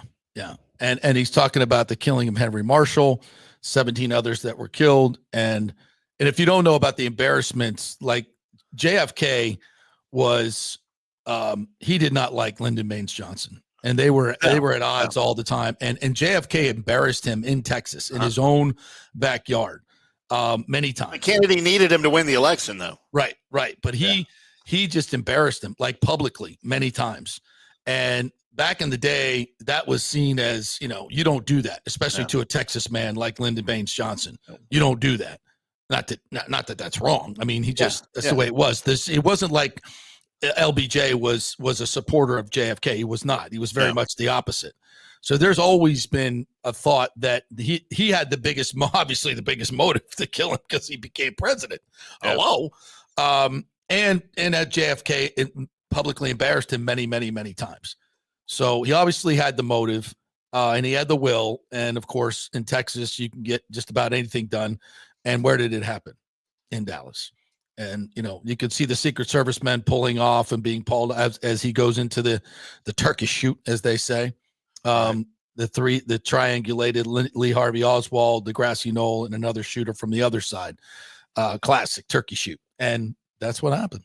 And now Trump is aware of this tape, and the scuttlebutt is all of these classified documents are going to be coming out in the near future to prove that there has always been a deep state conspiracy, and these elections that you have, you ain't running the country. It's been these rigged or whatever elections have been going on for hundreds of years. Like back to the first election or the second election. If you know anything about American political history, these guys have been rivals. Even the ones in the same political party have been rivals since day one when America was founded. And has never been an honest election of a U.S. president or probably any other office, as far as I'm concerned. But so LBJ died in January of 1973. That came out in 1972, or that was recorded in 1972. There's a lot of other people probably still alive at that point, and I understand why they didn't want that to get out. And also think about this. Think about if it had come out a couple of years, like if the Warren Commission, for instance, had released that and found that out, which they probably knew. Some of them probably knew. Oh, yeah. Complete whitewash of the Warren. Had said our current the magic bullet theory is the best. Yeah. If the current went this way, then it went this way, then it went that way, and then it went that way. Wonderful. Hit off the shin bone through the neck bone. Like, nah, that's not. And it was in pristine condition, untouched. Yeah, exactly. And they just happened to find it on the gurney. They just happened to find it on the gurney, right? But so imagine what kind of state the country would be in if that had come out like after the Warren Commission. And they said, we have, proof now. Our current president, LBJ, had our former president murdered to become president. Can you imagine the condition the country would be in? Not just internally, but at that time of the world history going on in the 60s with Vietnam, how vulnerable our country would have been to Russian attack, to whoever on the outside look. I mean, so even if everyone knew that, there was very little chance any of that was ever going to become public. Yeah. As a protection. And I think now more than ever, and it's interesting, you see Zuckerberg, Bezos, and all Elon Musk are all going to be sitting at the inauguration. Zuckerberg is now finally coming over to this side. Yeah. And Bezos coming over to this side. You think they wonder where they're going to stand in history if they don't change course quickly? Figuring it out. Yeah. They understand what's going on. So it's going to be very interesting to see what, how these years unfold. Yep. All right. Enough of that. Did you have another conspiracy? Oh, we'll get into that later. Let's talk golf. Let's talk some golf. Johnny Gerber joining us now, our PGA Pro picker. What's up, partner? Looking good, pal. How are you? What is up, pal? This is why I love your show so much. It goes from political talk, conspiracy theories, now to winning some money in golf. How about that? That's right. You don't we get do that it all. Anywhere on any show in the country. And wait till we start talking about the OnlyFans model that slept with 1,000 guys in 24 hours. I mean, that's going to be fantastic. Oh, we're getting into Joy Taylor talk? Yeah. Oh boy. I saw that. I thought you would start the show with that, JP. Knowing you, I thought that'd be the start of the show, not the. I had to wait till you come on because if anybody knows something about sleeping around, it's you. So I figured you'd be. So you'd be the expert in this particular.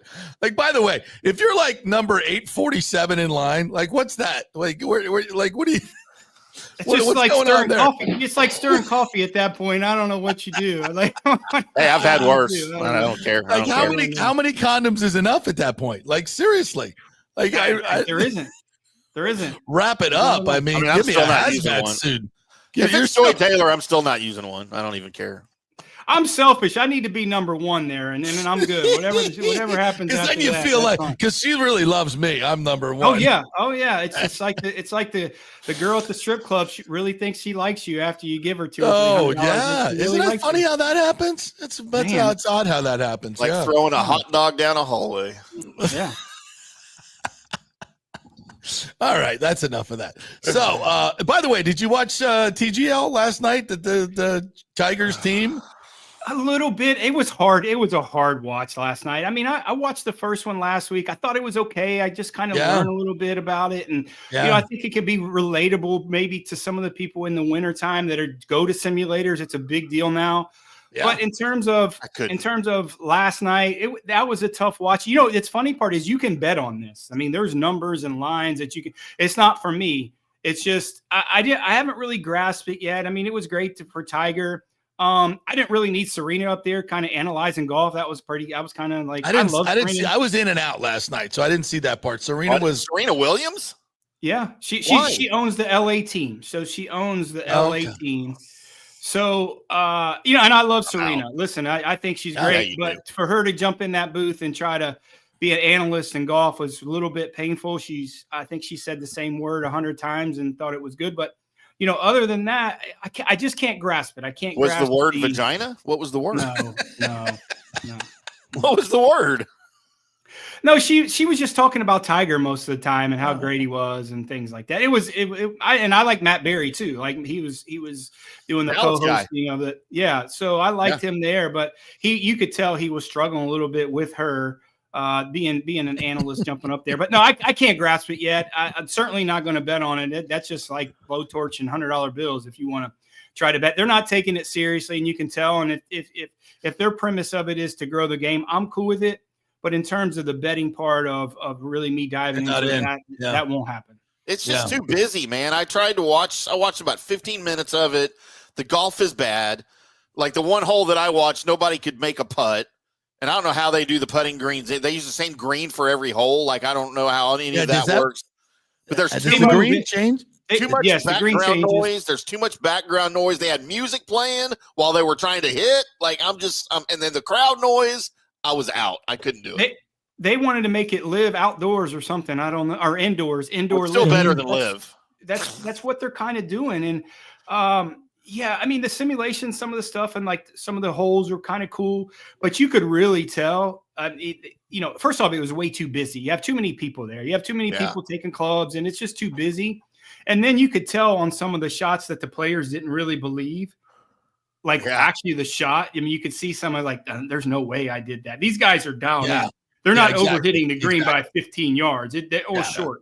That does not happen for these guys. Rusty or not.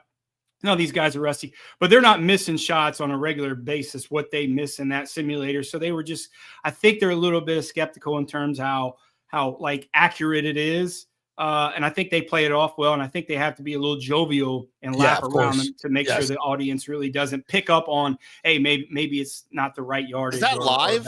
Is all that live or is it recorded? Live. It's all live. Yeah. Yeah. I'm out. I'm so out. Yeah. I saw Kisner skull his bunker shot. Yeah, and then almost flagstick. Yeah, and then he almost makes the chip shot, which was almost impossible, which was kind of dramatic. But glad there was no fans there for that chip shot because he'd have got one of them. He's probably begging for the fans. The crowds around there most of the times. Those guys want that when they hit foul balls, it'll hit the fans and come back into play. Yeah, you don't get that there. You don't get that. All right, so what do we got coming up this week? The American Express. Yeah, American Express this week. It's just one of those PGA Tour events. We only have 2 of them a year. It's a Pro-Am format. They play with their Pro-Am the first 3 days. They play 3 different golf courses, final rounds at PGA West. Similar type of scenario that you have for the AT&T, and it's the only 2 events that you really play with the amateur through the week. So it's a cool thing. I mean, the players have to embrace it. If they embrace it, they seem to play well there. A lot of guys do not like doing it because you switch and rotate partners every single day. But I think it's a great thing for the game because I had a buddy that played in it for years when it was the old Bob Hope. He had a family lineage with Bob Hope, and he would go out there and play, and it was great. He got to play with a lot of up-and-coming tour players when Bubba Watson was kind of making his run up there. But you have to embrace it as a tour player. But I think that's part of the game that these guys need to do a little bit more to create some value for the PGA Tour, for sponsors, things like that. There's nothing a negative for it. It's just some of the guys just don't like to do it, whether it's their personality. The rounds seem to be a little bit longer than most PGA Tour events, which is impossible because those things are 5-6 hour rounds anyway. So, like I said, it's one of those things that your mentality and personality, you just have to embrace it. And if you do, you seem to play well out there. Same with Pebble. Yeah. So when you handicap this, you're handicapping by personalities, guys that will still have a give a shit factor when they're playing with hacks like me, which is not easy to do. Well, you have to. Yeah, again, it's certainly one of the models that we put in for this week and AT&T that we normally do not put in for normal weeks, because it's an entertainment thing also for these guys. You're playing with the CEO of Johnson & Johnson, and you don't want to be an a-hole, right? No, so you that's have a bad idea. It's a bad idea for a lot of reasons. You never know when you're going to need that guy, right? Or you want a sponsorship with that guy, and they think about that. And again, if they embrace it and they know the kind of laissez guys, they're kind of relaxed guys, those are the guys that play well. A guy that I really love in this format, his form has been so bad, and I don't know if he's going to drink 20 margaritas. Is Keith Mitchell is perfect for this type of format. He is. He can wear his cashmere shirts, he can wear his pullovers, but you just don't know with him if he cares too little to win, as opposed to just being out there. But are guys still drinking on tour? Can they get away with drinking on tour? No, not really. They can, but probably not. There's just so much money out there these days. I mean, you can't John Daly your way around and win a PGA with bottles clinking in your bag. Well, Rocco was the biggest culprit of that. I mean, you ever hear some of the stories? He said he went 3 or 4 years, was never sober when he was playing a tournament, so he was the biggest culprit of something like that. At least John Daly was out there. Everyone knew at JD what he was going to do. I mean, that wasn't a surprise. They embraced that. But there was, Rocco, he self-admitting. So Rocco would liquor it up a little bit? Oh yeah. He was when he went head-to-head with Tiger at, was that Torrey Pines for the U.S. Open? Do you think he was a little liquored up? Because he was very jovial. Very jovial, yeah. I hope he was. I mean, I don't think he could pull the trigger back if he wasn't, to be honest with you, in that situation. So I'm pretty sure he was pretty good misered up when it comes to those things. But he's a kind of a different guy anyways. But you never really knew with Rocco because you couldn't tell because that was just him anyways. So yeah, it's just hard. But Mitchell is a perfect for this spot. I mean, he plays well there every year, but this is the tournament that Tim hates because you got to shoot about 26, 27, 28 to 30 under par to win, just because they don't make the golf courses difficult. They want the amateurs to have a good time. There's no rough. Only way it gets it's a birdie fest. It's a birdie fest. It's a birdie fest, and that's what the guys want to see. These guys, that they're paying $25,000, don't want to see these guys shoot 80. They don't. No. They just don't. So it's just one of those things that you got to have that mentality to play well here and in Pebble Beach. It's terrible for golf. It's horrible.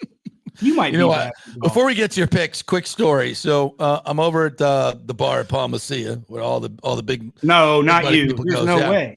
So old friend Chris Sullivan, Outback founder, walks in, and we start reminiscing about the Outback Steakhouse Pro-Am, which was a senior tour event at TPC, where they had this thing called the Billabong Club.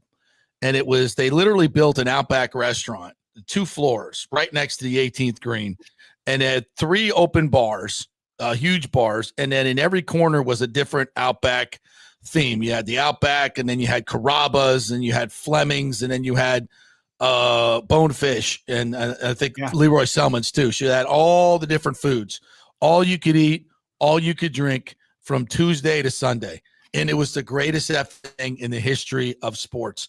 And I'm like, Chris, God, can you not bring that back, please? Let's move the PGA Tour. Let's get everything going. You could sponsor the PGA Tour event because I think Valspar's up in a couple of years. How about that? He's like, yeah, that was fun, but no. But no.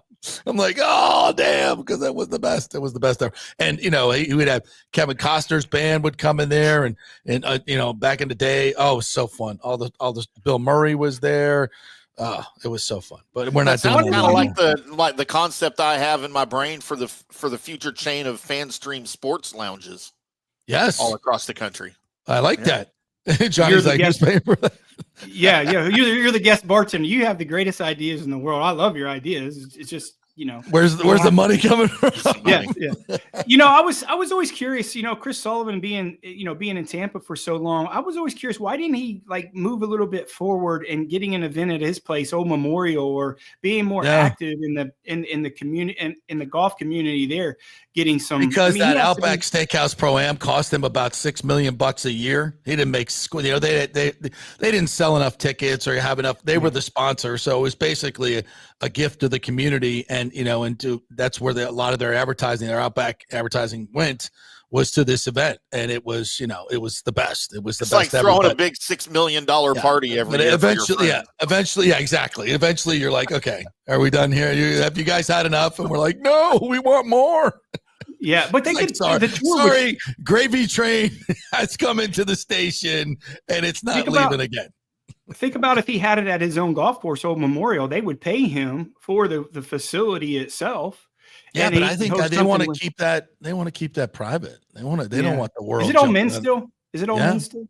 I think. I think so, but I'm not sure. No, I think some female members as I'm thinking about it now. But I know this. They are very, very private, and they want to keep it that way. Yeah. They don't want. And Tim, it's a walking only place, so you're out. You couldn't walk 18 holes. So you wouldn't. I'm bringing a cart. I'm bringing my cart.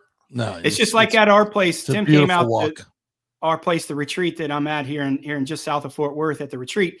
And Tim was like, do people walk this golf course? And it's so hilly. It's the hilliest place in the world. I said, no, there's no one walks this golf course. I mean, you have, like our 18th hole here, it's 215 yards, but it plays 160. That's how downhill it is. Oh, Jesus. And nobody's walking this place. A par 3 18th? Yeah. Par 3? Downhill waterfall. The old Congressional. Yeah. Yeah. It's beautiful course too, by the way. Beautiful course. It's spectacular. So anytime there's a walking opportunity, that's where you and I are going to go play, JP, because Tim will be out. Oh, I'll be at the bar. He takes himself out. All right. Let's get to the picks. What do we got here? We coming off a bad week last week, 4-3-1 on our matchups for the year. Early in the year, guys, we were a little bit behind the curve last year, but we really caught up really fast. This is a great week for us to start. Data, right? I get it. Yeah, absolutely. It's tough. I mean, like I said, this is a different place. Look at the first week in Maui and in Hawaii. And we're playing 3 different types of golf courses. So listen, not one golf course is going to fit these guys. I really like Wyndham Clark this week. I mean, I thought he's played well the first 2 weeks of the year, especially the first couple rounds in Maui at the Century. I thought he played well. To get him at 30-1, I think there's great value. I think it fits pretty well. He's not the most outgoing guy in the world, but I think he's in great enough form, and he can make a ton of birdies. So I really like him on top of our board at 30-1. Second pick this week is Eric Cole at 50-1. Eric Cole doesn't make a lot of mistakes, except last week put him out of the golf tournament. He had a misfortune, a bad break on the 4th hole. He hit a cart path, went out of bounds, made double bogey that kind of got him out of the golf course. But he didn't make any mistakes after that. He made 6 birdies after that to catch up. So I really like Eric Cole in that 50-1 spot at good value. Tom Hoagie, 55-1. Love Tom Hoagie this week at 55-1. More right rudder that likes him too. Before you even said that, Tom Hoagie, yeah. I mean, 55-1 on a place. I mean, you look where he won a couple years ago at Pebble Beach. It's the same similar format. You're playing with amateurs. He has the capacity and the mentality to kind of deal with that. And he kind of goes about his business, and he's playing pretty well. He's had 1 bad round in each tournament this couple weeks, and he's not rusty. So he's coming in here in some pretty good form. To get him at that value at 55-1, I love him. Same situation with Ben Griffin, our ham sandwich pick this week at 60-1. Ben Griffin is coming into some really good form. He's had 1 bad round in each tournament. So he's played 6 great rounds of golf, and he's had 2 bad rounds of golf to get him out of the tournament.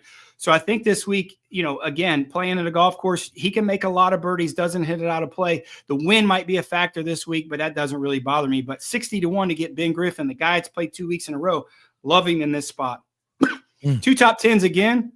Adam Hadwin at plus 500 finished in the top 10 last year. He's a guy, again, look at these guys. They're not the biggest bombers on the tour except for Wyndham Clark, but these guys are not going to make a lot of mistakes. This golf course, it's playing 7,000 yards, 7,100 yards, but with the elevation out in the desert, it doesn't play that long. It's going to play 6,700 yards. All these guys can play it. If you see the list of winners, you've had long hitters, short hitters, so it doesn't really favor that off the tee. But Adam Hadwin having success there at plus 500. His caddy, Joey Cruz, actually lives in Tampa. Hadn't got a chance to talk to him how he's been playing, but that's a good added form. When you have success there before, you can kind of catch back on that finish in the top 10 last year. Plus 500, Adam Hadwin, top 10. I like it. Will Zalatoris, plus 500 also to finish in that top 10. little bit of mystery, Will Zalatoris, but I think he's going to have a great year, bounce back year. He said he gained 20 pounds of muscle. I don't know where you see it. I don't know. He still looks skinny as a rail to me. I don't know where he's got it. So at that plus 500, I like him in the top 10.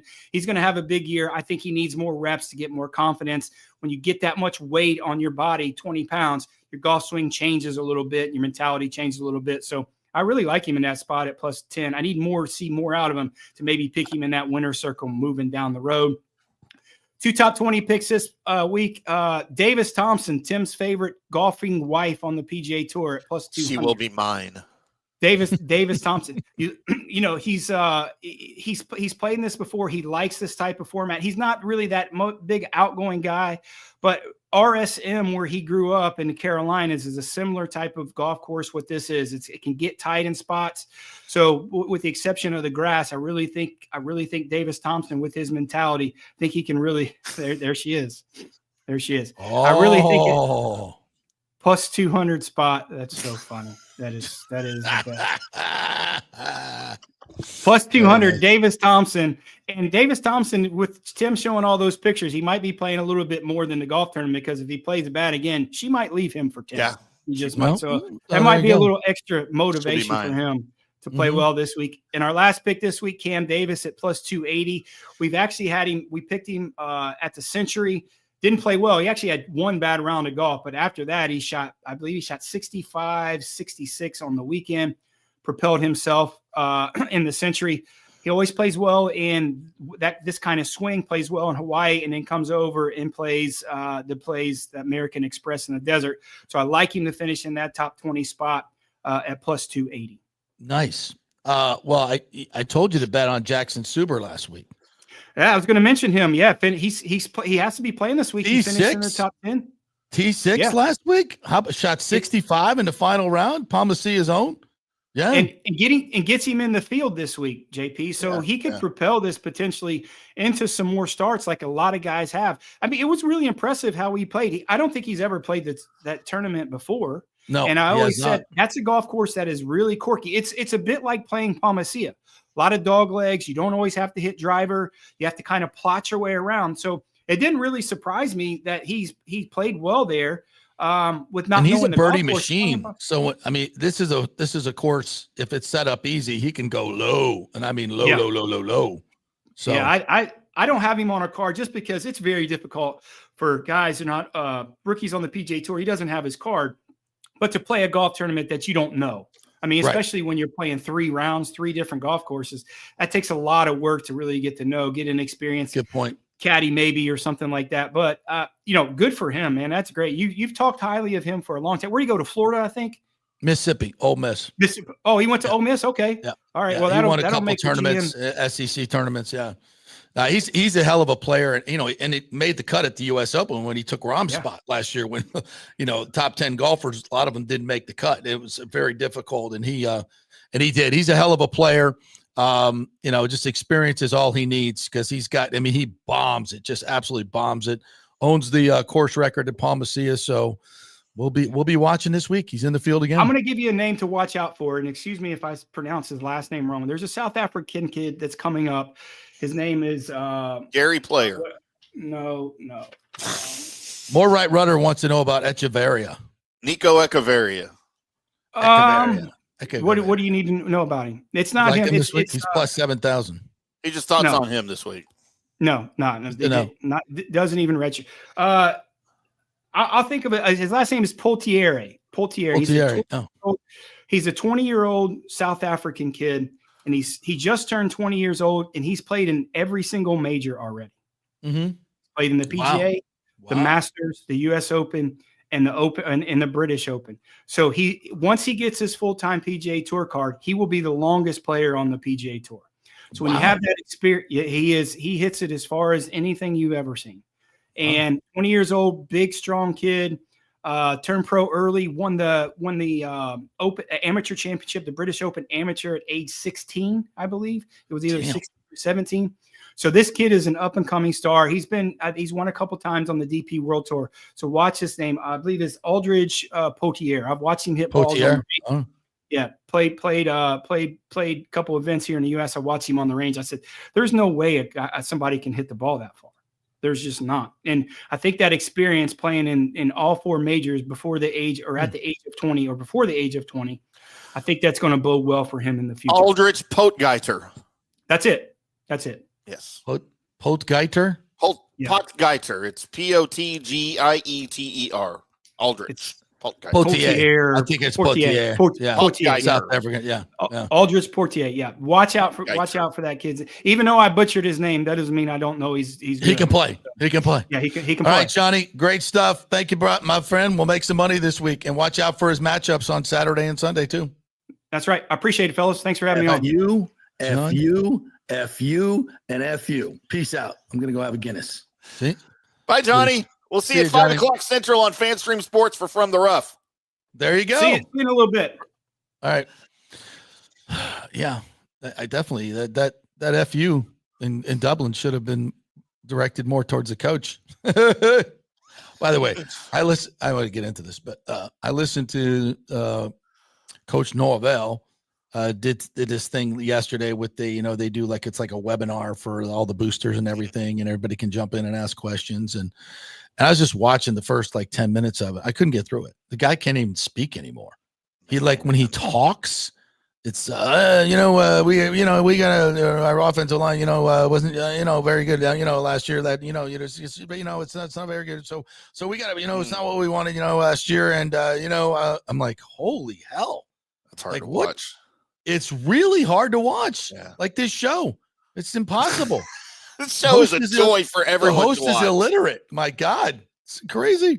By the way, everyone watching right now, go hit the like button. What is wrong with y'all? Why do y'all not ever do that? Wherever you're watching, YouTube, Facebook, X, whatever, just like the damn show. Thousands of you watching. Just hit the like button. It's not that hard. It's a lot to us, all right? Just do it for us. I promise I won't wear a crop top next week if you hit the like button. Yeah. Where's the like button? Where is it? Right there? There it is. All right. Thank you guys for watching. We will be back tomorrow. We have something brewing tomorrow. I forget who we got on tomorrow, but I can't remember. We'll have lots of great guests tomorrow and more fun and frivolity for you. Have a great day, everybody. We'll see you tomorrow.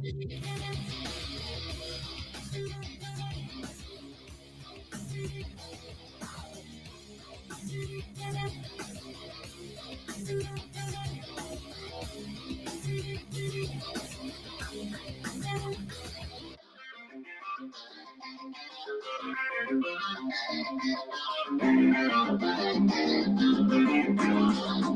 you.